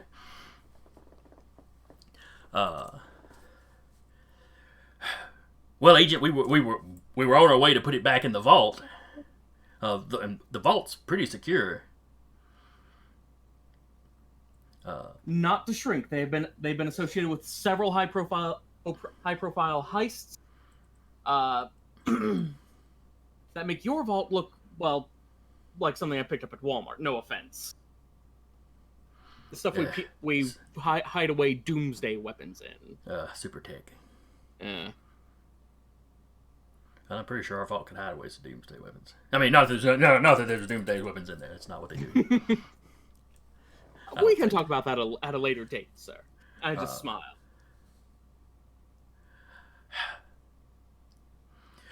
I'll call down some extra teams. The vault's still the best place we've got for it right now, but we will keep people in the vault with it. Here, we'll show you. Come with us. We'll show you where the vault is. Spear can bring some of their own people in. And I need to let the boss know. So he gets on. As y'all are walking to the elevators to go to the vault, assuming you're not springing something just right now. No. He's on the radio, relaying your story. Hey, a couple of spear agents. You hear the boss over the radio. Basically like, I am firing my head of security. I would. Everybody just plants their agents wherever they want to.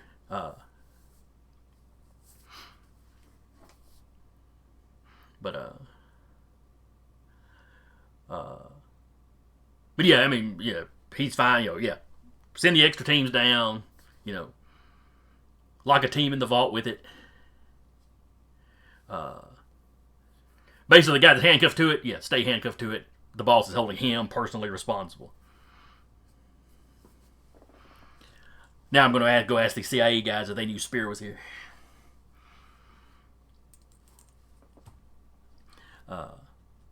Anyone, you're close enough that you hear the boss's side of this conversation.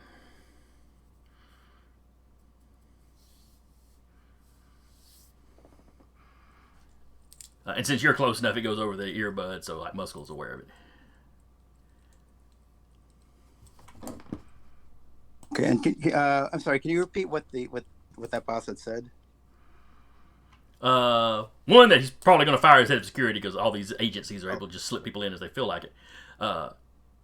He's okay with the plan to lock a security team in the vault with the device. And the spear agents can hang around as extra security. He'll be down there to talk to them eventually. And that the guy that's handcuffed to it, he wants him to stay handcuffed to it, and he is being held personally responsible if anything happens.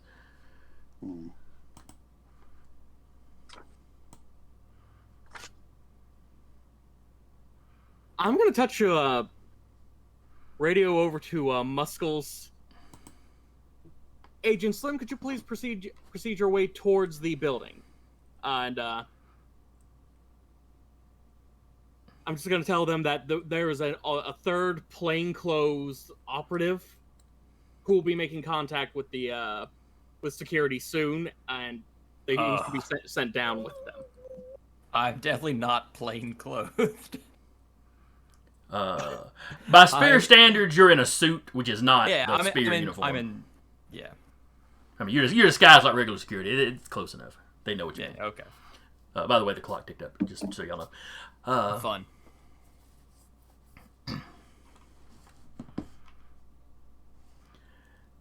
All right, so yeah, they're walking you into the building, or you're out of the car and walking across. One of the security guys patrolling the parking lot. As you approach the building, he approaches you.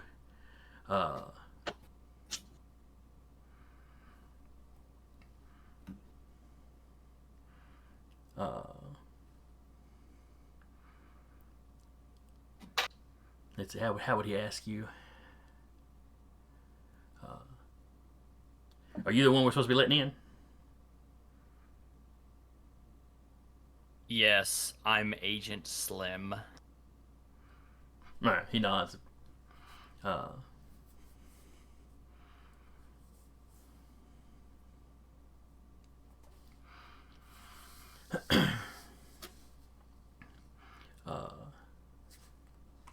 Give me an awareness roll, Muscle.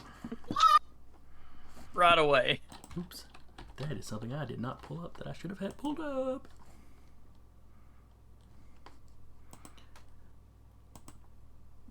I got a 4. All right. And what does she have?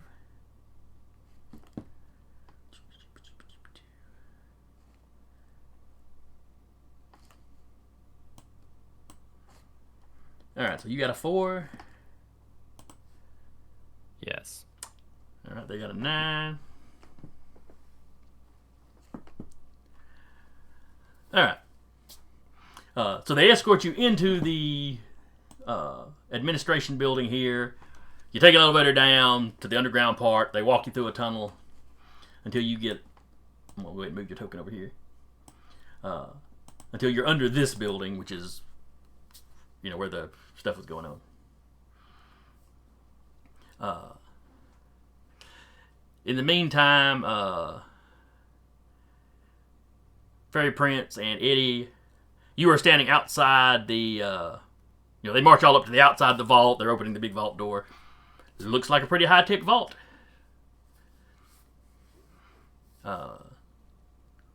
There's big key-based locks, as well as electronic and magnetic locks.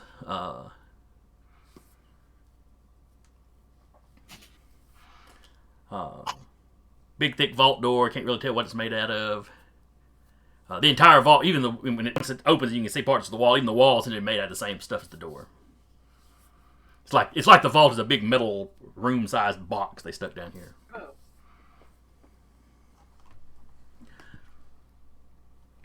Oh. And extra security is mentioned down there. One security team goes inside. 1 second, I need to grab Izzy a drink. Okay, no problem.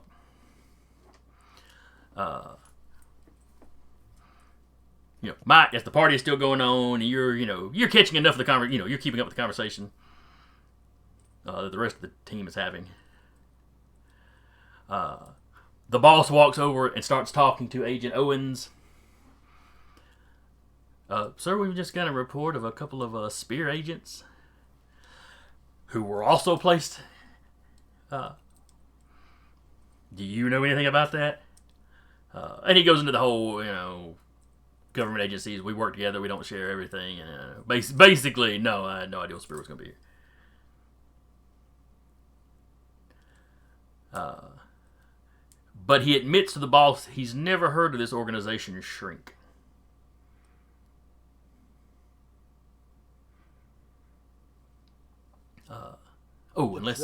Unless Zach intended that to be an actual organization he was referencing. We'll let him get back and we'll double check on that. I assume that was just something he was making up on the spot, but he might have intended that to be something. Because, it's a flashback. He could just have grabbed an actual organization.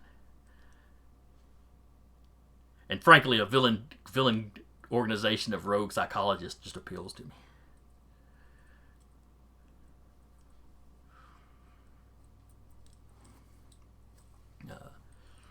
But anyway, the campus head is questioning Mr. Owen. And Dr. Page is still giving anyone nasty looks every now and then. I'm back. What I missed, I'm sorry. So, when Fairy Prince referenced this organization, Shrink, was that just him coming up with something off the top of his head? Or was he using an actual organization that he knew about? I am going to roll a d6. Evens or odds. Even it's something, a pre-existing thing. Odds, it's bullshit. Alright. It is a real thing. Alright, so there really is a... Alright. So as the boss is questioning Owen knows nothing about Shrink having any interest in this. But that's not, because he doesn't have knowledge doesn't mean some other organization hasn't uncovered something. He verifies to the guy that Shrink is a real thing. There really are rogue psychiatrists or psychologists out there. Remember Shrink for later. Yay! Why do we keep making problems for the future in every episode. It's 2 episodes. We've made 2 Not problems. Our problem. It's what we do. Now, I would argue that the Fairy Prince did not make this problem. Shrink was already out there. Yeah. Zach has made a problem for all the players later on. Where the last session, it was both the players and the characters that created a problem that, I think future I've seasons made, of Heroes will have to deal with. I think I've made 1 character that has mental resistance. But anyway, so down in the vault, the security guys are walking in. They're getting ready to shut and lock the vault. Were you spirit guys were you all wanting to be inside the vault or outside the vault?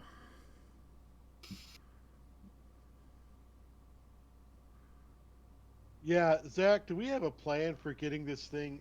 I mean, we're here, we're at the vault, we're with the device. We should probably start making plans before the actual session. I tried to give y'all a couple days, We're here. Now what? I tell you what, for next session, I'll try to put in the basis of what the heist is going to be on Monday, and then y'all have a week to chat about it. Okay. Though part of that also was part of why I'm using the flashback mechanic. All right, so we'll say we will be in the vault with the device, and Muscles can be let into the vault with us, and then we leave. Okay. What? Wonder if we've got enough pull to say, hey, you know what? Fear needs to take control of this for now. And just walk out with it.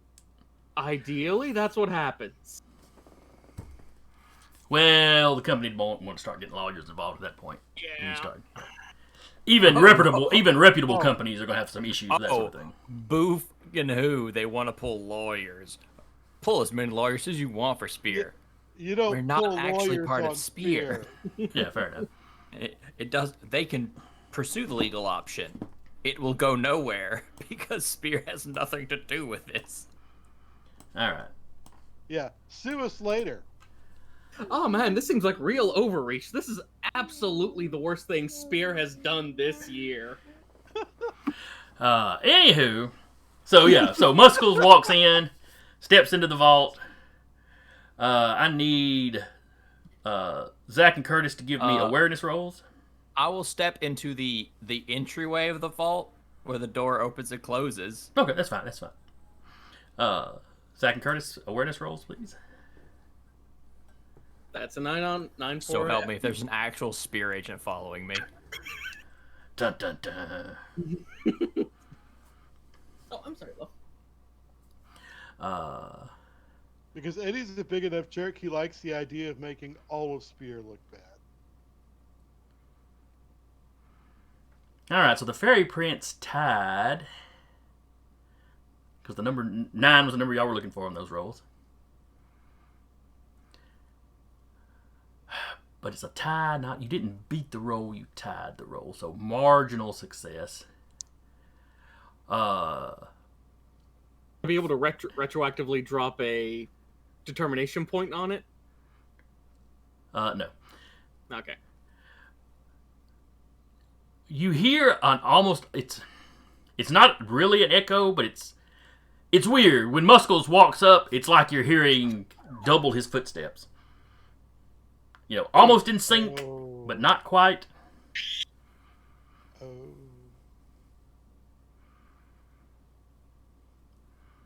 I don't like that. It's just enough that it draws your attention for a second, but But then when you listen harder, there's nothing,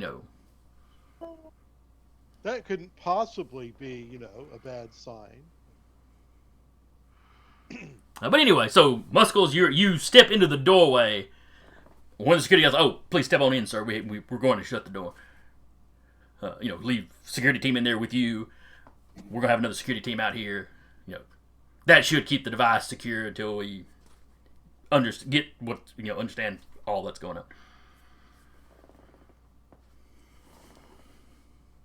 on. Meanwhile, up where anyone is, they're starting to kind of usher the shareholders out.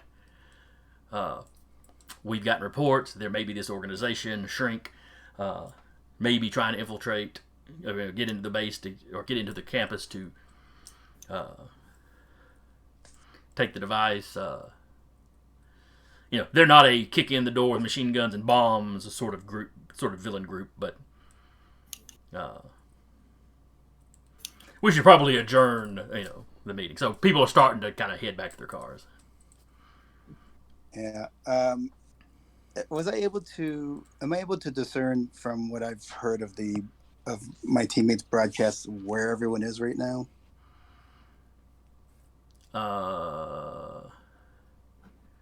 Yes, they're heading down to the vault. You are still in contact with them because the vault door is not shut yet. And do I know which building the vault is in? Well, give me an awareness roll as you were listening to them talking as they were going down the vault to see how much you were able to figure out. The number you want to hit is 7. Oh, where'd my roll 20 go? All right. This would be your awareness, and I'll let you put your insight into it.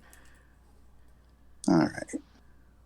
Give me a moment. I'm almost ready. Okay. Like I said, 7 is the number to beat.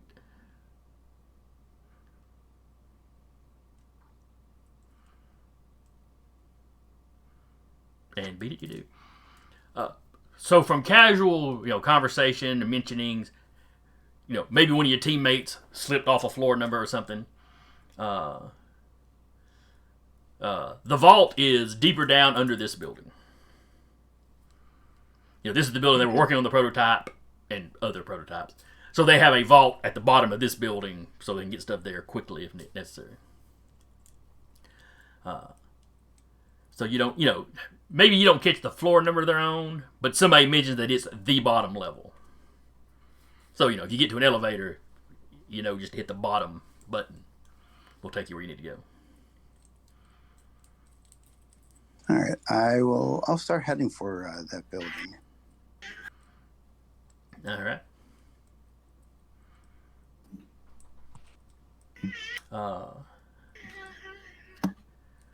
Go ahead and give me a stealth roll. Because I assume you're trying to slip away unseen, where people don't notice you walking to the elevator. Yeah. Away from everybody else. Now, Owen and Hess probably noticed, but they're not going to say anything.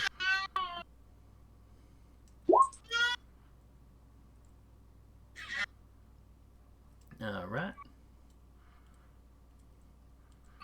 It's a low roll for anyone, but it's higher than what the guards rolled. So, in and amongst caterers running around, the CEO types leaving, or shareholders leaving, you manage to kind of slip off to an elevator. You hit the button down. Meanwhile, on the bottom level, like I said, Muscle, the guy's asking you to step into the vault so they can shut the door, or out of the vault so they can shut the door. Just, out of the doorway so we can shut the vault. Well, looking at the 2 other agents, do you 2 have things covered in here?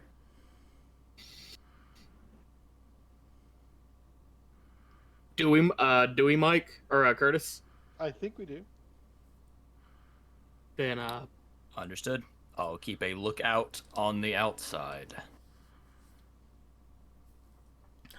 And I will step out of the doorway to the outside. The still security guy's like, "Thank you, sir." And he pushes the door shut.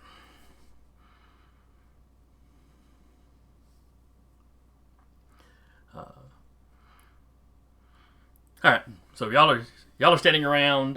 Mike, you're approaching the vault room because this bottom level is not as it's smaller than like the outline of the rest of the building. So there's not a whole lot of searching around you got to do. There's just a few rooms down here, and you can kind of hear the security guys talking. And you arrive at the bottom in time to hear the big vault door close, so you know where to go. Do you still look like the blonde lady? Oh no, I would have. Oh, sorry. I would have shifted to. Let's see. No, one of the security guards I had seen before, like when I was being surrounded. Okay. Or you could have scoped one out as you were leaving. Yeah. All right, so you have shifted into a security guard that is not down here, but is an actual.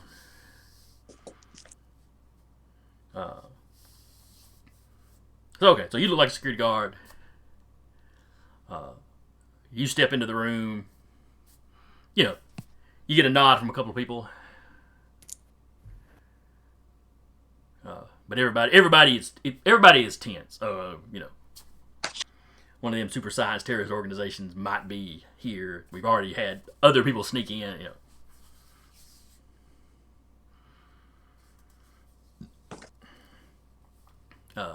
Muscles, one of the security guys asked you, so these shrink guys, what is, do they do they do anything weird like teleporting in or, freeze time or, it said they were psychiatrists, so I guess they don't actually shrink, or do they? Is the name like a double entendre thing? Hey, if they're asking me, I think what I. Oh no, they're asking Muscle. Oh, you okay. look like one of them, so they just kind of they give you the nod when they see you come in. But Muscle's the government spear agent, so Got you. they're quizzing him what he knows about shrink. Shrink mostly focuses on mental corruption and espionage. So, the device such as this to phase out short-term memories would certainly assist them in their desires to alter how people see things. Mm-hmm. Yeah, he goes, I guess what I'm trying to get at, though, is how would they be trying to break in here?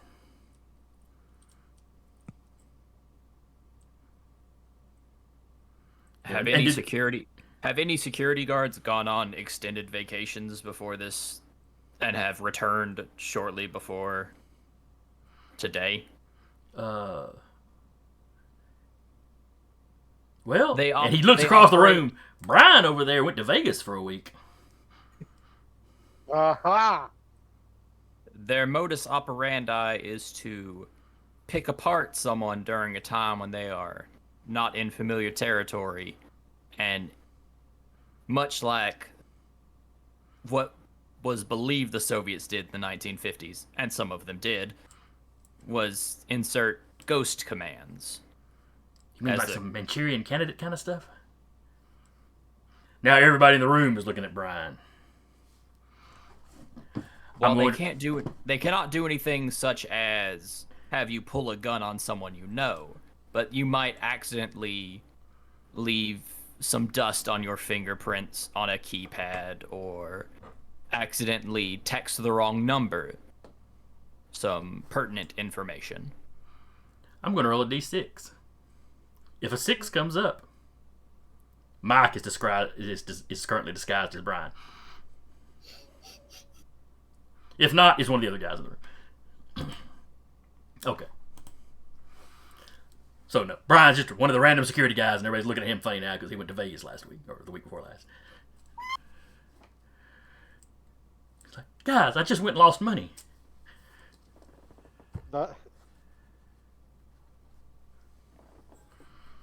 Exploitation of debt is a favored method of gaining leverage over someone. You're inside the vault. Speaking of which, inside the vault. Okay, how many people are in the vault with us? There is the guy with the briefcase, there's me, there's Eddie. Who All right. else? Fairy Prince, Eddie, guy with the case, the 2 guys that were following with him, and that is the 5 people that you know of that are in the vault.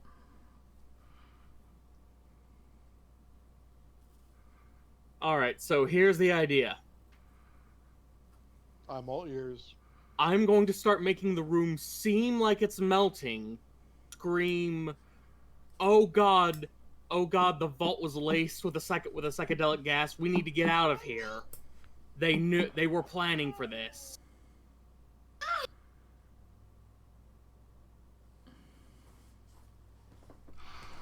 All right.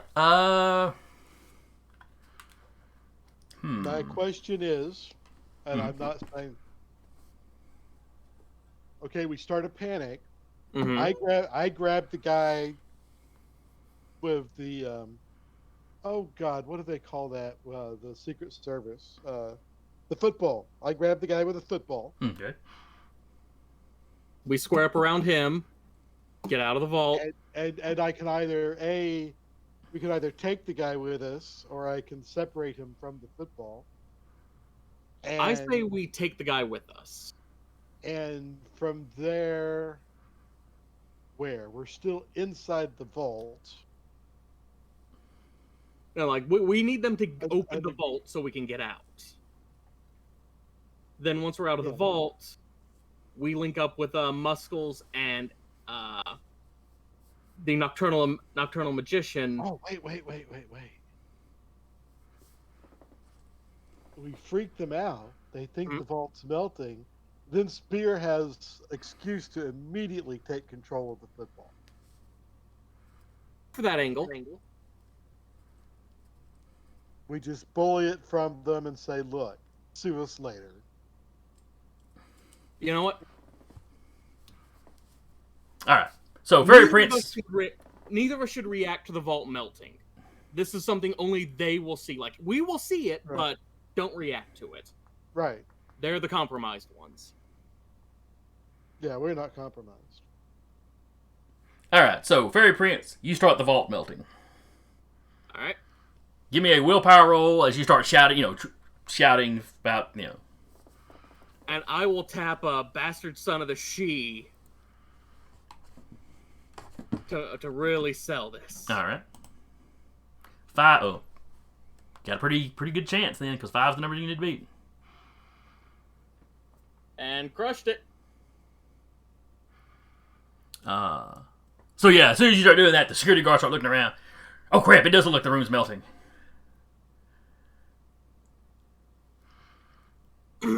So, like, we'll square up on him. We need to take possession of the football immediately. You three are compromised. Get us out of the vault right now. Yeah. One of the guys runs over, and the floor is not uneven, but it looks uneven to him. So he's like real careful with his balance. But he goes in there and starts punching in the code. The guy with the football's like, I can't. I don't have the. He holds up, shows the handcuff. I don't have the key to get out of this. The boss has the key. Your spit's corrosive, right, Eddie? Oh, yeah, I can separate him from it. Okay.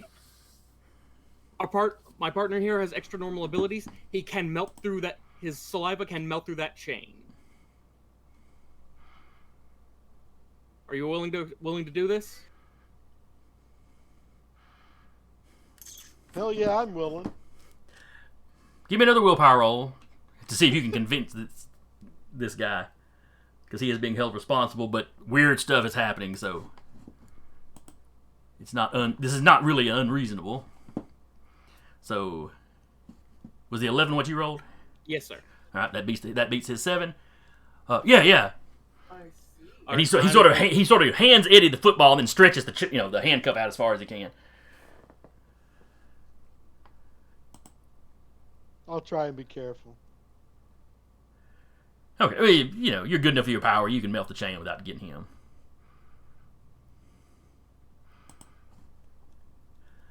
As you're saying that, you suddenly realize there's someone else in the room as they shimmer into view. You see this person. You should all be able to see the picture that I put up in roleplay. Mm-hmm. I dig it. Really like the spikes around the kneecap or a knee pad. That way you know how they're aligned. But yes, she fades into view. Just as the chain is melting, you can hear her through her helmet. Am engaging hostiles. They have the device. Well, she starts off with, "This is Majestic 5. I am engaging hostiles. They have taken possession of the device." And then she tries to take it away from Eddie. Do I get an attack? You get a wrestling. First, let me bring her icon into the GM layer, or out of the GM layer, and into the map layer, or token layer rather, which also makes her initiative pop up in the initiative order. Because I actually thought to roll for them ahead of time. I mean, for her ahead of time. I mean, to be fair, the image you showed us said Majestic 5, and she just said Majestic 5. That's just her name. I'm assuming there's a Majestic 1, 2, 3, and 4 then. Actually, did Agent Slim hear that?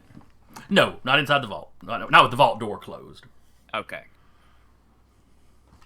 Oh, so I don't even know anything messed up's going on. Nope.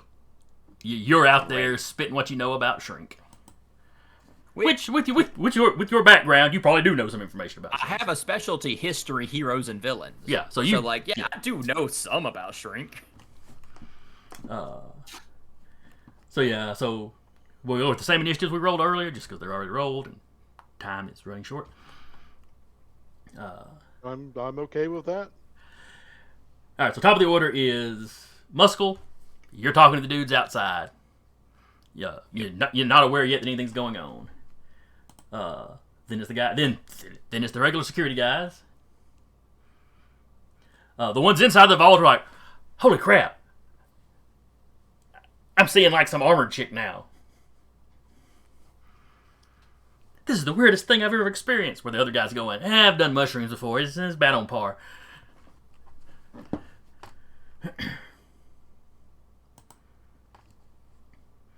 Anyone, you're outside, unaware that anything's going on, because once the vault door shut, it broke your comm unit links. And then we are inside with Eddie. So, oh, I forgot. I'm sorry. I was gonna give her the kind of the surprise round to make a grab. Where did I put her stats? There they are. Alright, so she's making a prowess. Oh, right. She's not really the prowess person, is she? Oh, well. Curtis, give yourself a determination point as she is tapping her quality cutting edge technology. To give yourself a +2 on this.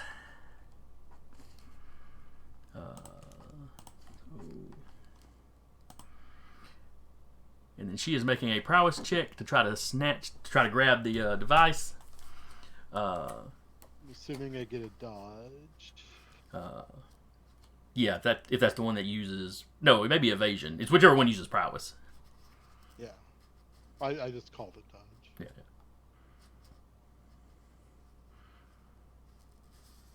Yeah. Okay. Attacking, blocking, grabbing. Alright, so you got a 9, she got an 11. So she grabbed me. Well, no, she's not grabbing you, she's grabbing the case out of your hand. Let's see, so on a moderate success, because she only beat you by 2, grabs the object, but it suffers damage equal to the combined strength of you and your opponent. If that exceeds the object's material, you may well each end up holding half of it. If you choose to release or not grab the object so as not to damage it. You can choose to release the object and so it not damage. So what is Eddie's strength? Eddie's strength is 5. Alright. And that's her strength. Oh, her strength is also 5. There you go. Go to mommy. Well, that's a combined strength of 10. That's like pick up mountain strong. Pretty strong. I don't That think seems the device excessive. would survive that. No. That seems excessive. I mean, that's like fairly average people could be. And not that hard to do either, is it? To get a high number when you do that rule.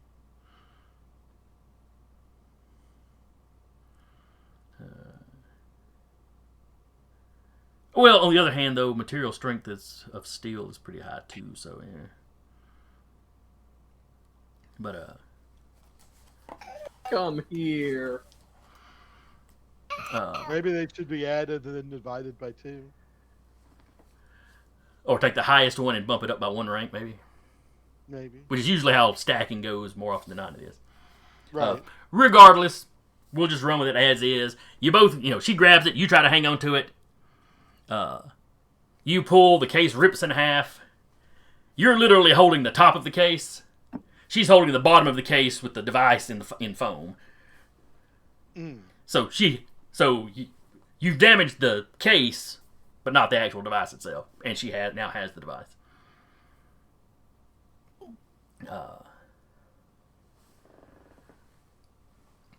And then we'll drop into the regular initiative,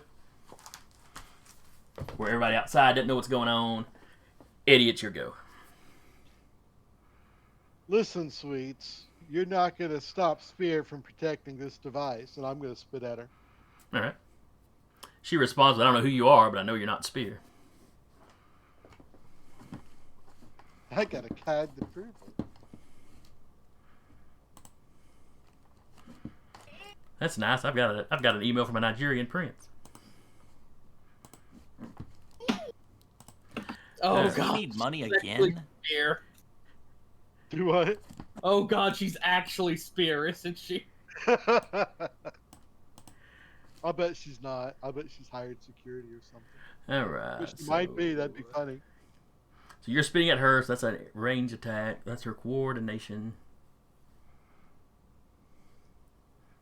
All right. All right. So you hit her. How much is your corrosion?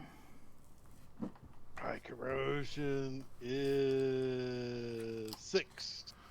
All right. And then she takes half damage the next few pages. Okay. So it hits her armor. There's some sizzling and spit, and it's doing some superficial looking damage to the top layer. But the armor itself is completely melting off or melting holes in it that you can see.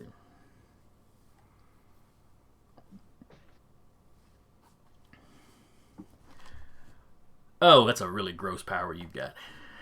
I know. But it made sense. No, that's her. That's her talking to Eddie. Oh, yeah. Sorry. Fairy Prince. I'm going to shout at the agents, "She's real, you idiots!" and get on the comms and let Agent Slim know there's a situation in the vault that needs his immediate attention.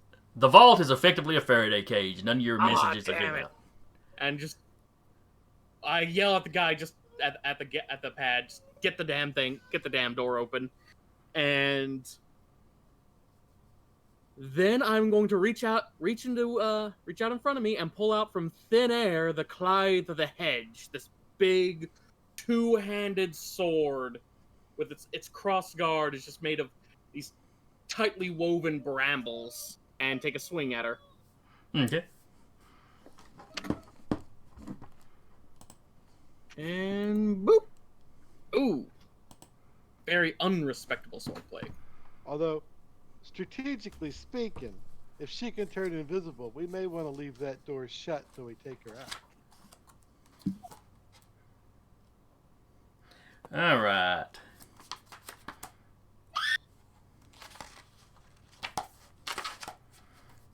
Where is... There we are, taking action. All right, so that was evading. Yes, evading is close combat. So she beat you by 3. So that is a major failure. Okay, so that's not enough for her to get the automatic free hit on you. But she very gracefully gets out of the way.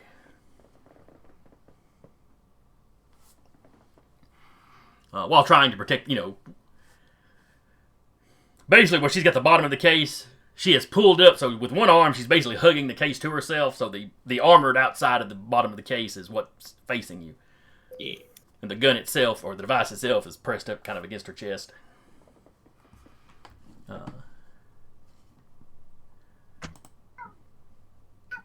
Let's see, then it's her turn.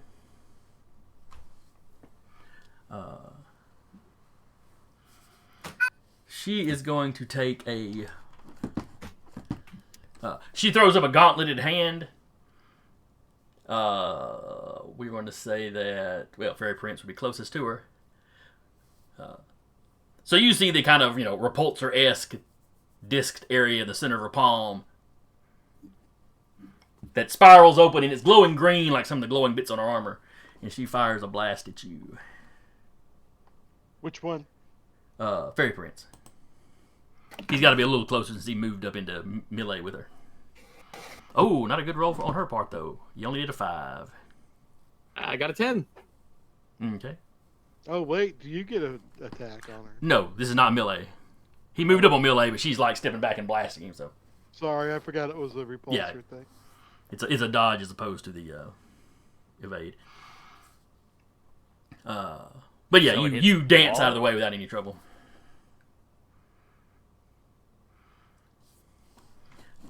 All right, next up, outside Muscle. You hear the vault door click as it unlocks.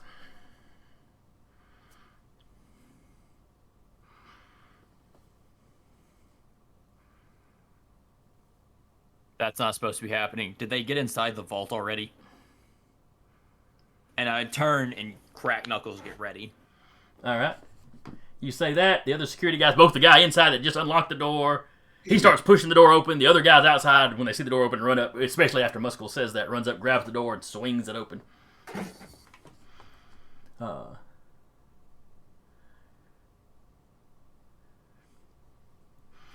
The two other agents inside have pulled their guns, but seem hesitant to shoot since they know they're since they know they're compromised by this hallucinogenic gas. Though one of them does go, wait, why is only the room melting and not the people? Don't worry about that. And his buddy's like, yeah, that's what I'm seeing. Why are we seeing the exact same thing?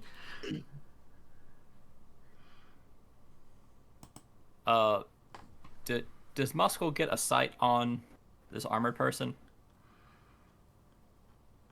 Roll me an awareness roll.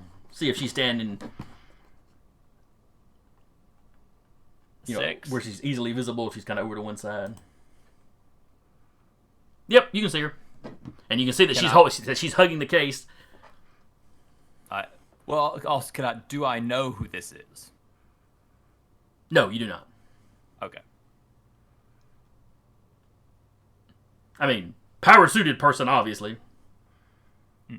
Well, I meant like tapping into history, heroes and villains. Yeah, this is not somebody that you recognize. Okay.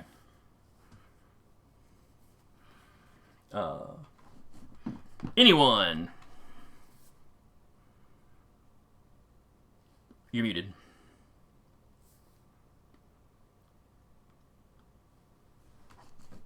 So the door's open. The door is open. You can see Fairy Prince has got his sword out. Eddie's holding the top half of that armored briefcase. You can see an armored figure holding the other half. All right, and has Musco entered the vault? He is standing outside. It's like he braced up, ready for something to come out, and everybody else opened the door. Okay.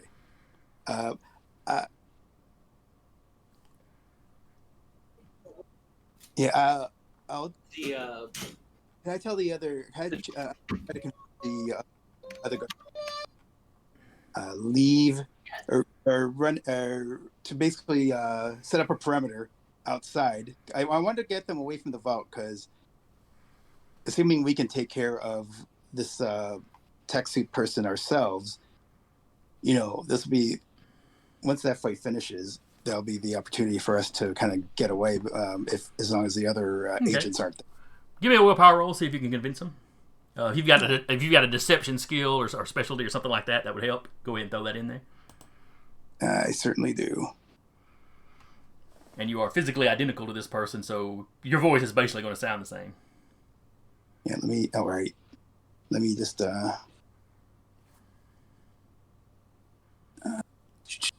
willpower +3. Oh, what a crappy roll. Actually, it's not bad. For you to have rolled a 1, that's not bad at all. So you got an 8. I also rolled a 1 for a total of 4. So that's a massive success. That's fortunate. Maybe you speak with the right authoritative voice. Maybe the guy you're impersonating is just somebody whose experience they trust. But they immediately start falling back into the hallways to make that perimeter. Oh, right on. You know, I say into the hallways. They're basically falling back to the elevator to kind of... And they haven't had an opportunity to see Majestic, right? Some of them probably caught a glance of her.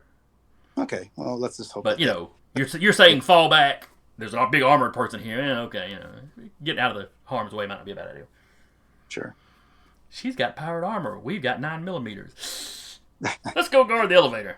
Not a bad suggestion.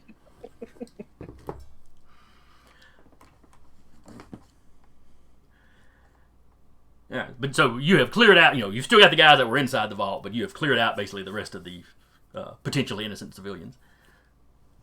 Mm.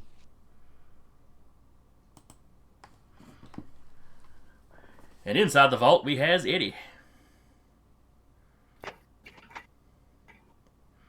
All right, Eddie. Door's now open. You see Muscle standing there cracking his knuckles. You just heard anyone kind of order everybody. Well, you heard one of the guards order the rest of the guards out. But you heard it really loud through your mic, so you're pretty sure that's anyone. Right. Or not mic, through your earbuds. I'm going for her again. Okay.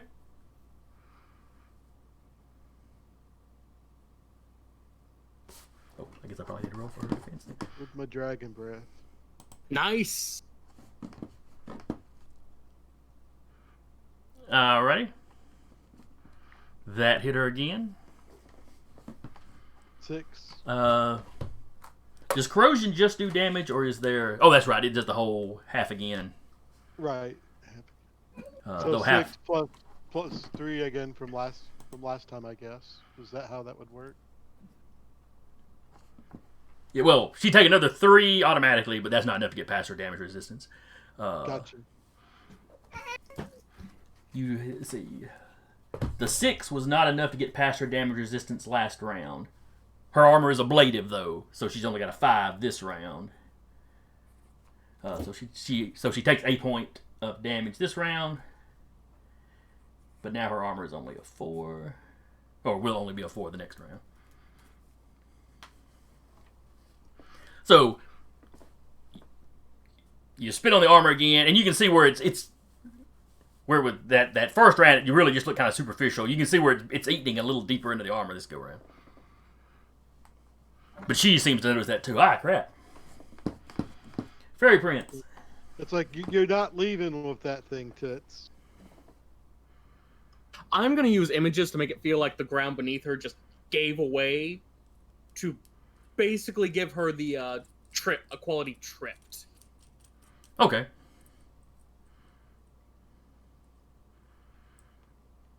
That would be a willpower versus her awareness. Would it be awareness or... Or no, it would be my power against her awareness. I think. Right. So her awareness...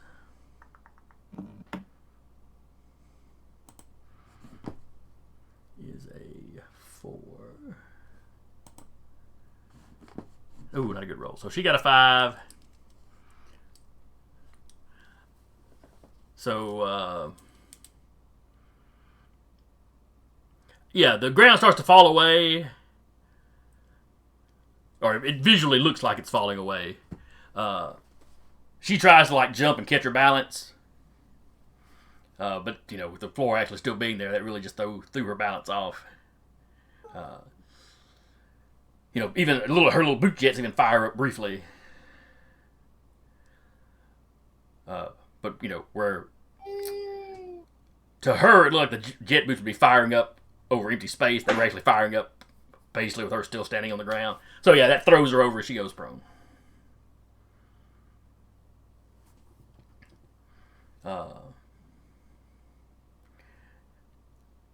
And remember that I made the correction earlier last week or whatever about how I had remembered how prone worked. So it will take her movement to stand up, but she can still take an action once she stands up. As opposed to the losing around that way we had been doing it. Right.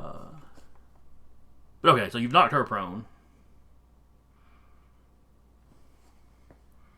Does that also disconnect her from the briefcase?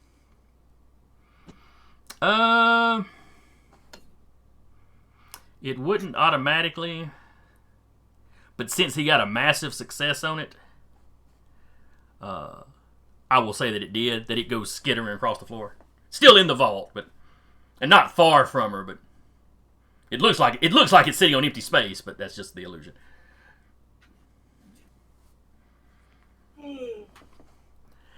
And then it is her turn. Did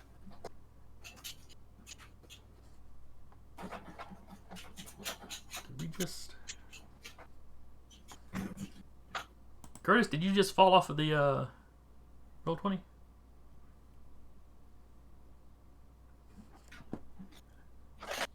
Nope, there you are. No. Your name plate disappeared for a second. Weird. Alright, so then it is Majestic 5.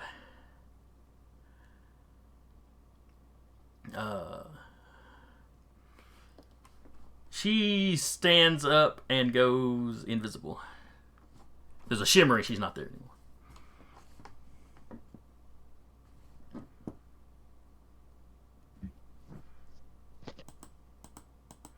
And then it's Muscle's turn.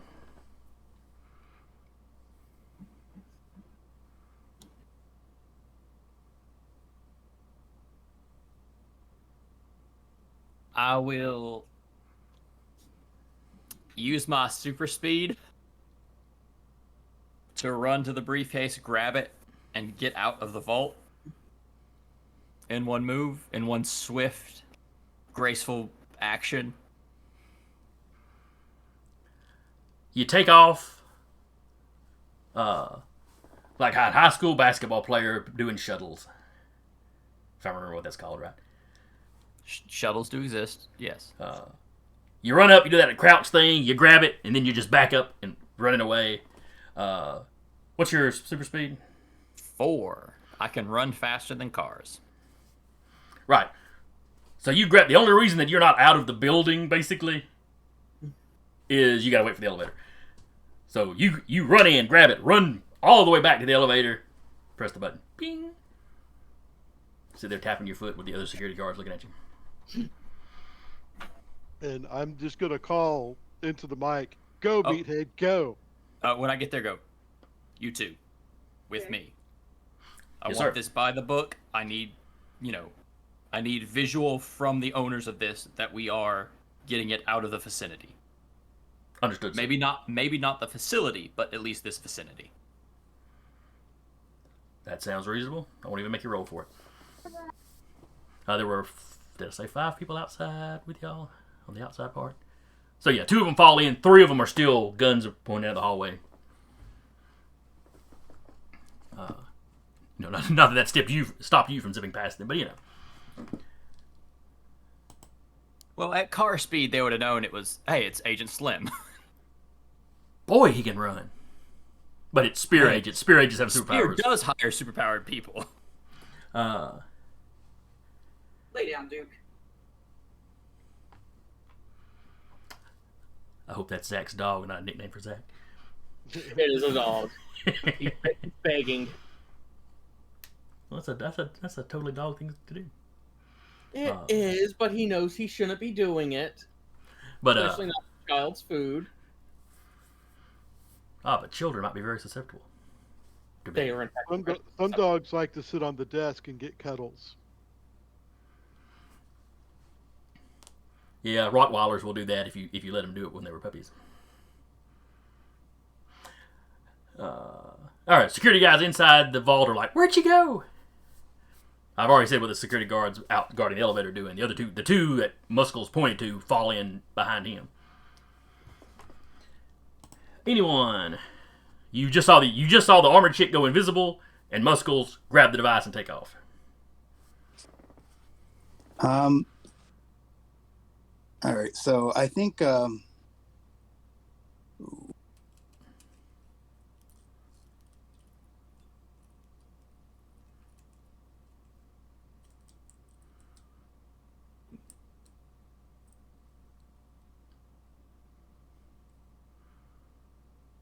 My thought is with muscle speed or muscle speed, we can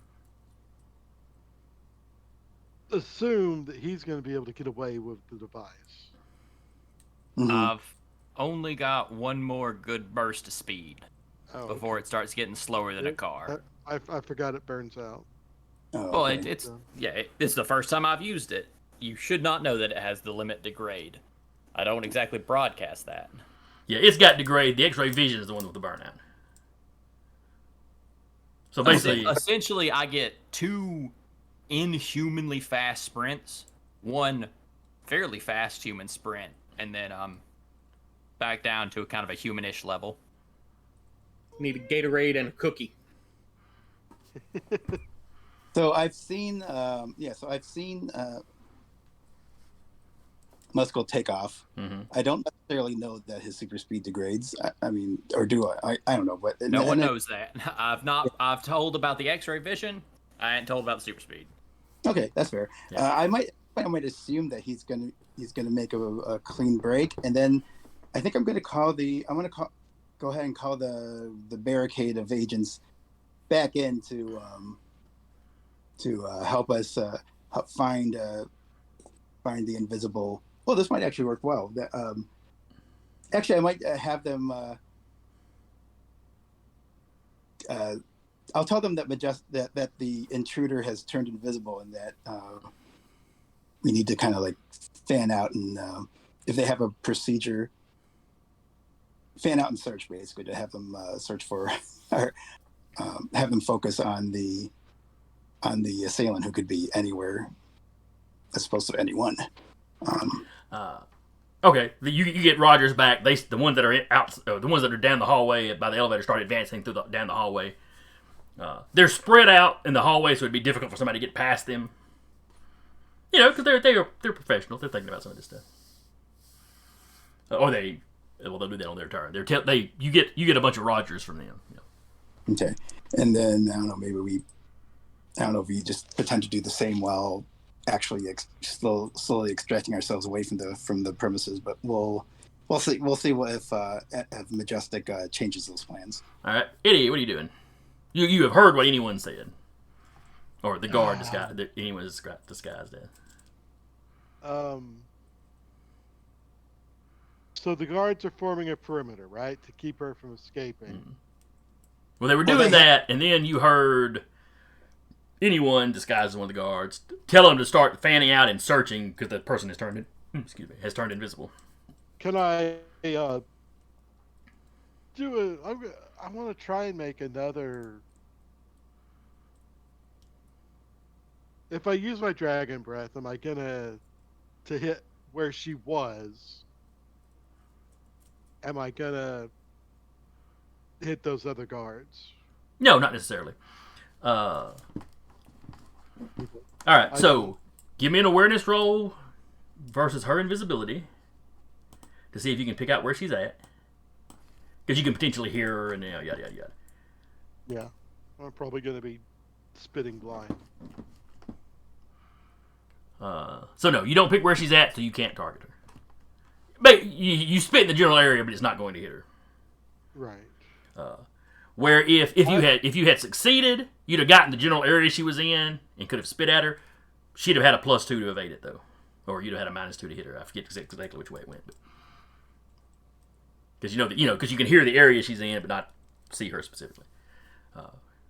But with the failed rogue, effectively you just can't target her. So you spit in that direction and it hits the ground. Strategically, I know I don't have a very good chance of this working, but Eddie is a jerk, and I'm going to use now is the perfect time to be a jerk to add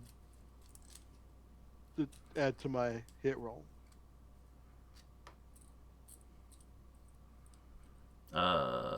You already made your roll. Did I? No. Yeah, you rolled a 7, didn't you? No, that was the awareness to see if you could. Yeah, that was the awareness. Yeah. You failed the awareness roll, so you can't target her. Right. I just have to shoot blind. Yeah, you don't hit her. It sails past her. Eddie is trying. He's spitting, but it's not going to, you can't target her you're well saying enough. I To have to do the awareness roll to even be able to make it. Yeah, to make the roll to hit her. She gets an there's an advantage to her because she's still invisible, even if you kind of spot where she's at or kind of tell where she's at. Okay. But yeah, with a failed awareness roll means you cannot target her with a direct attack. If you had an area attack, you could drop it in that area. Gotcha. But it's Because that's a to whom it may concern attack. Now she still has the bonus for the the 2 bonus thing, but it means low ranks of invisibility are still useful. Without being like unbeatable.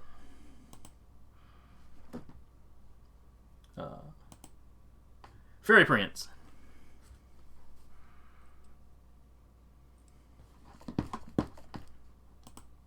You muted, Zach.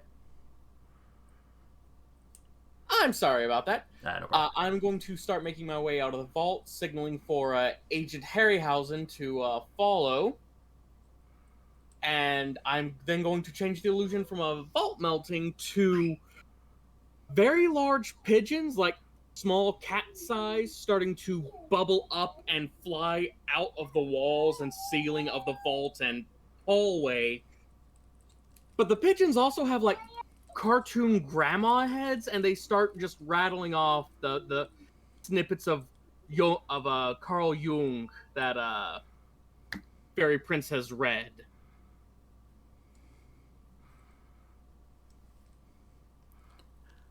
Oh. Okay. Excuse me a second, I got choked up. Let me get some water. I'll be right back. Oh.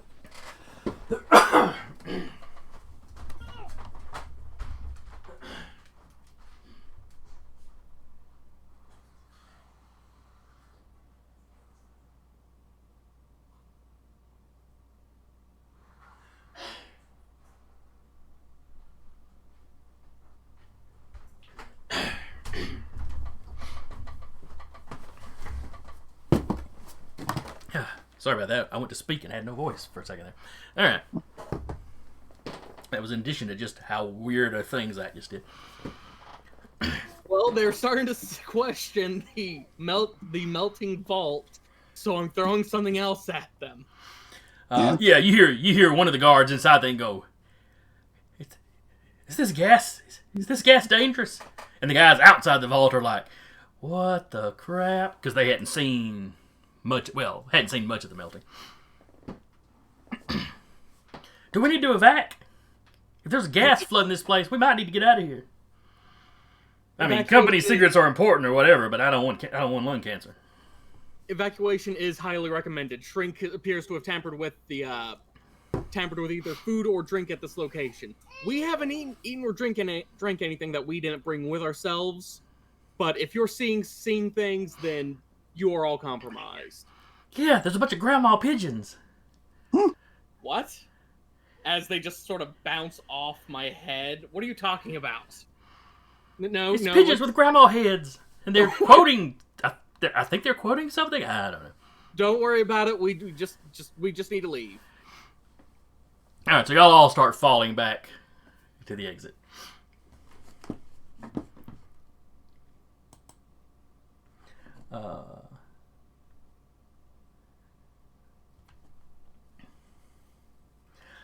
Suddenly behind you, you hear the sound of jet boots firing up. And you can see not the exhaust exactly, but the flame coming out of the back of the boots as she apparently springs over your head and down the hallway.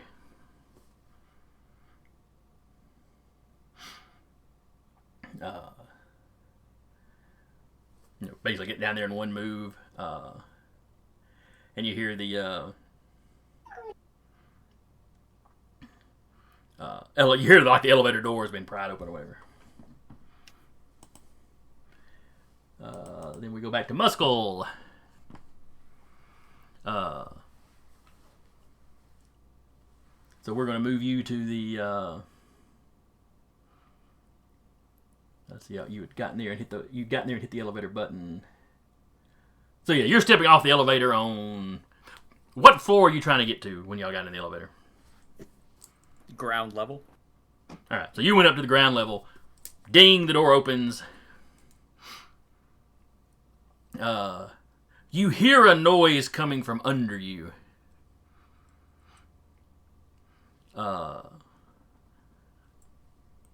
Like you hear jets every now and then like metal on metal. All right. But she's not getting like all the way up to you this round, so you have a good round head start from here before she'll be on your level. Gentlemen, typically, in this situation, I would have you follow me as evidence of good faith and evidence and proof that there was an attack. The attack appears to be chasing us, as you can hear. Yeah, and they hear it too, so yeah, they know what you're talking about. Get a safe distance, make visual confirmation of the target. Your guns will most likely be useless, as it sounds either powered or armored. I will unfortunately be making an escape with this. Rest assured, Spear will return it. Yeah, okay. As soon as reinforcements can arrive. They're like, yes, sir. Fall back, make visual contact with the enemy, but do not engage. Yes. As to make sure you know who specifically it was, because Shrink has obviously hired some muscle, shall we say. And there's a visible strain with the word muscle of agitation that I have to say muscle. And not muscle. And not muscle. But doors open, take a step, second burst of super speed, and I am going to the car. Alright. So you bust out, or not bust out, but you run out the door of this building. Car is parked over here. So it's not a freakishly long way to go. But essentially, I'm getting to the car, putting the keys on the seat, and I'm going to tell the team that the keys are on the seat. And then I will continue to leave. Baller. So, those three can make their escape as they please with a vehicle. Yep. I have a high enough strength level, I can power stunt a leap. So I will probably be doing that. Alright. Utility characters, not important anymore.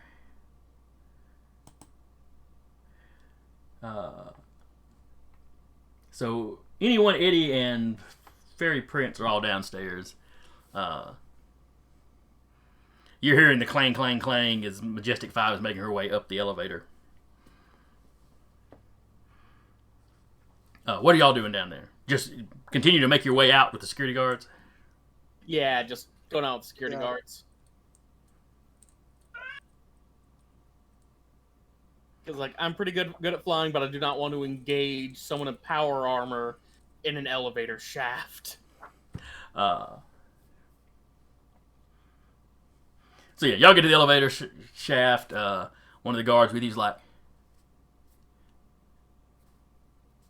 hesitantly reaches out and touches the elevator button to bring the elevator down. And it arrives, but as it's coming down, you hear an energy discharge, and then when it gets to the bottom, there's a hole blown in the floor. Big enough that you'll have to go up in 2 different groups as opposed to everybody being able to fit on it. Do we send them up first as a sacrificial lamb? Is a question that I am posing to Mike and Curtis. I'm just picturing y'all's characters all catching each other's eyes. Yeah, send them up. Yeah. Oh, so first person to go sacrifice him, the so-called hero. We're trained agents. But yeah, the security guys get on board, hit up. You say sacrifice him. She's going to be running after Muscle. It's not like she's going to be hanging around to fight the security guys. Let's see, then it drops down to her. She is pursuing Muscle. She's not moving as fast. Not inside the building. When she's outside the building and you use her full leaping, maybe. But outside, let's jump to the GM layer briefly. Is this just an improved launch? No, this character predates launch. Okay, cool. Wait, is there another? Oh wait, there's another one. Oh no. Don't worry, we're going to wrap up fairly soon. It won't be a full fight. Okay. So as you take off, Do somebody.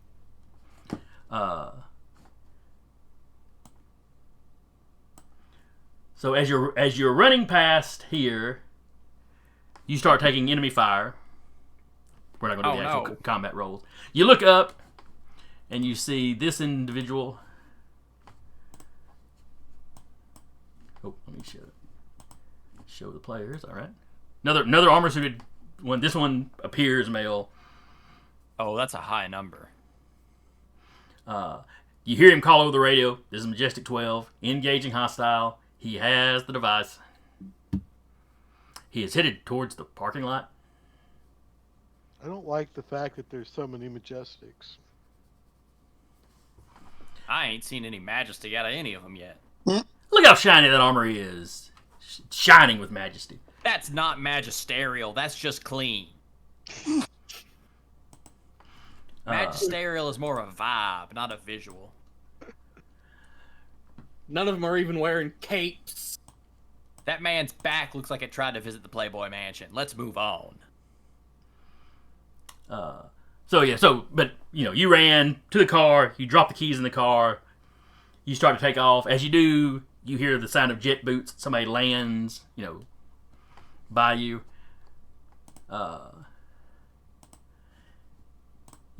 Woman's voice coming out of the armor. This is Majestic 7. I'm engaging the hostile. And then Muscle, she tells you, sir, put the device down. You know it doesn't belong to you.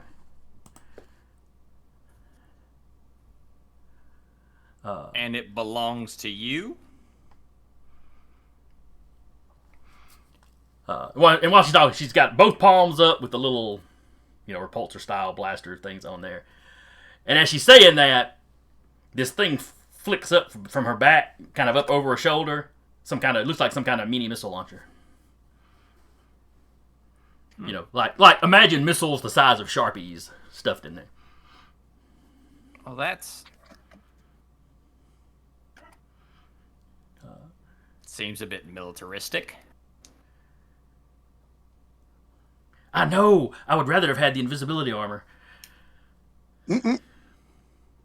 But they gave it to that witch. Oh. But please, sir, put the device down. I don't want to hurt you. I don't want to damage the other vehicles. I sense dissension into Majesty. Hey, kid, I know you're an amateur hour and all that. You also can't damage the device. Shoot a missile. It's in a metal case. And you have missiles. Oh, wait, it's in half a metal case. The missiles drop back behind her. There we go. Keep this professional. I know sometimes you new ones come in a little too hot. It's all right. We won't talk about it afterwards. And then she tries to blast you with her repulsors in the face. That's a little bit rude.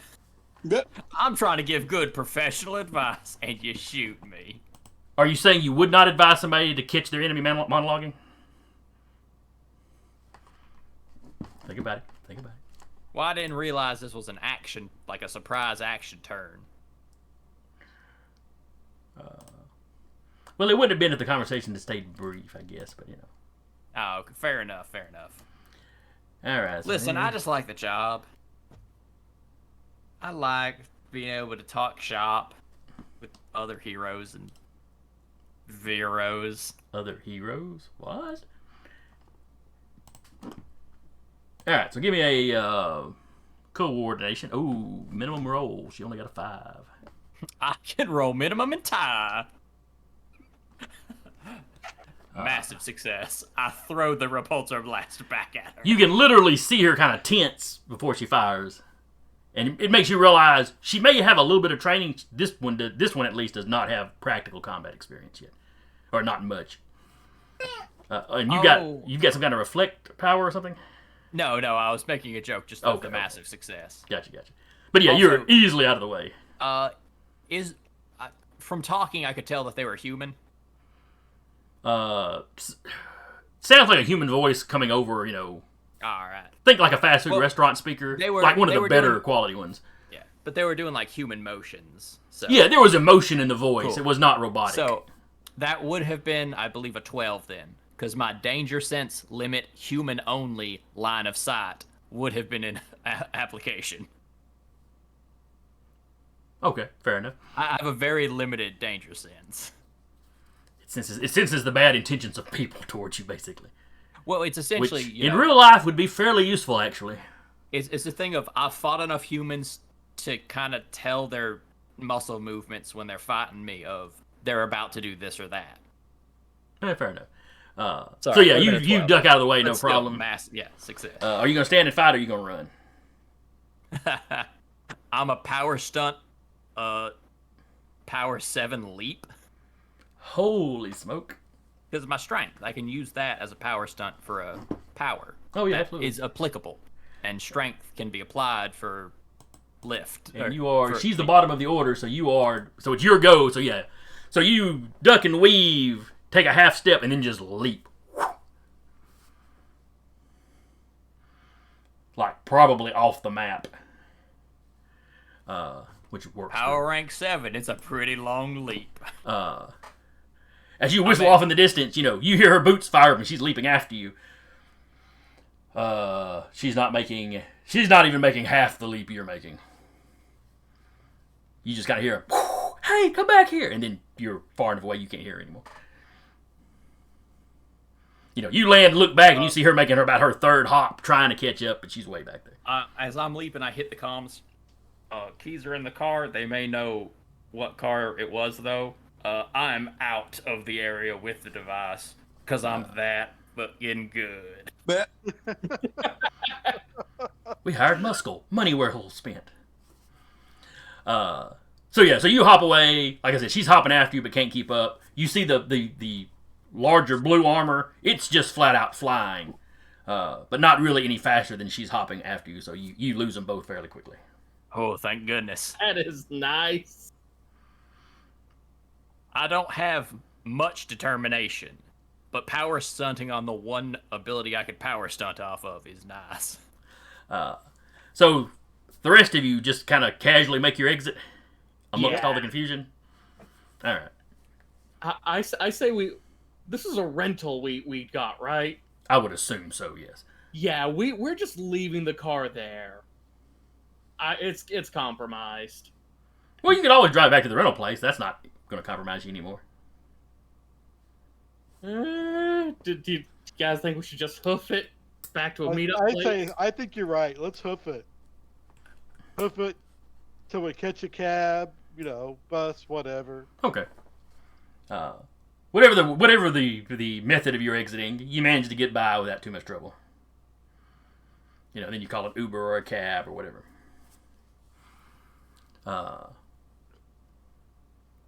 Y'all meet back up at the safe house. Muscle has already been there for a while. The half unarmored case is sitting on the table with the device. Yeah, I should have kept the other half of the case. I We'll wrap want here, to 'cause- tell all of you, I'm very, very disappointed. But the job is done, so we'll leave it there.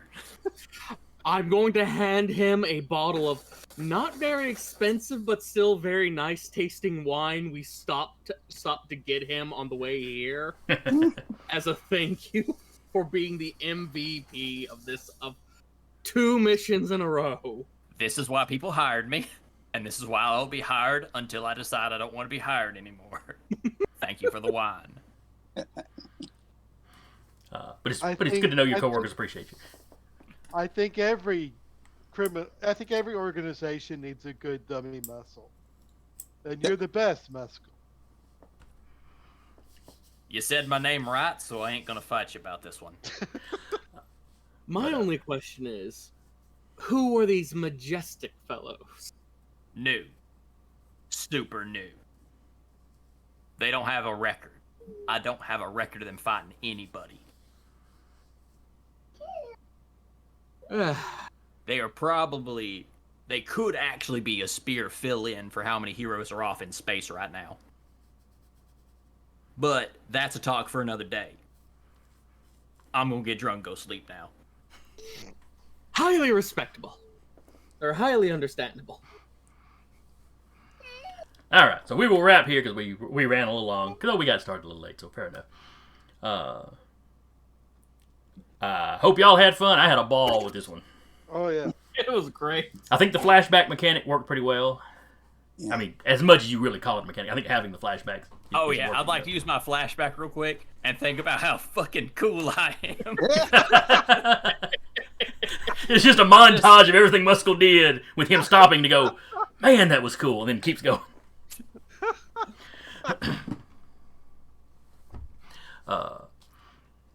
But I hope anybody that comes by later and watches this or listens to the audio, hope you had fun. I hope you show back up in 2 weeks when we plan to do this again. At least I think we'll be doing it again in 2 weeks.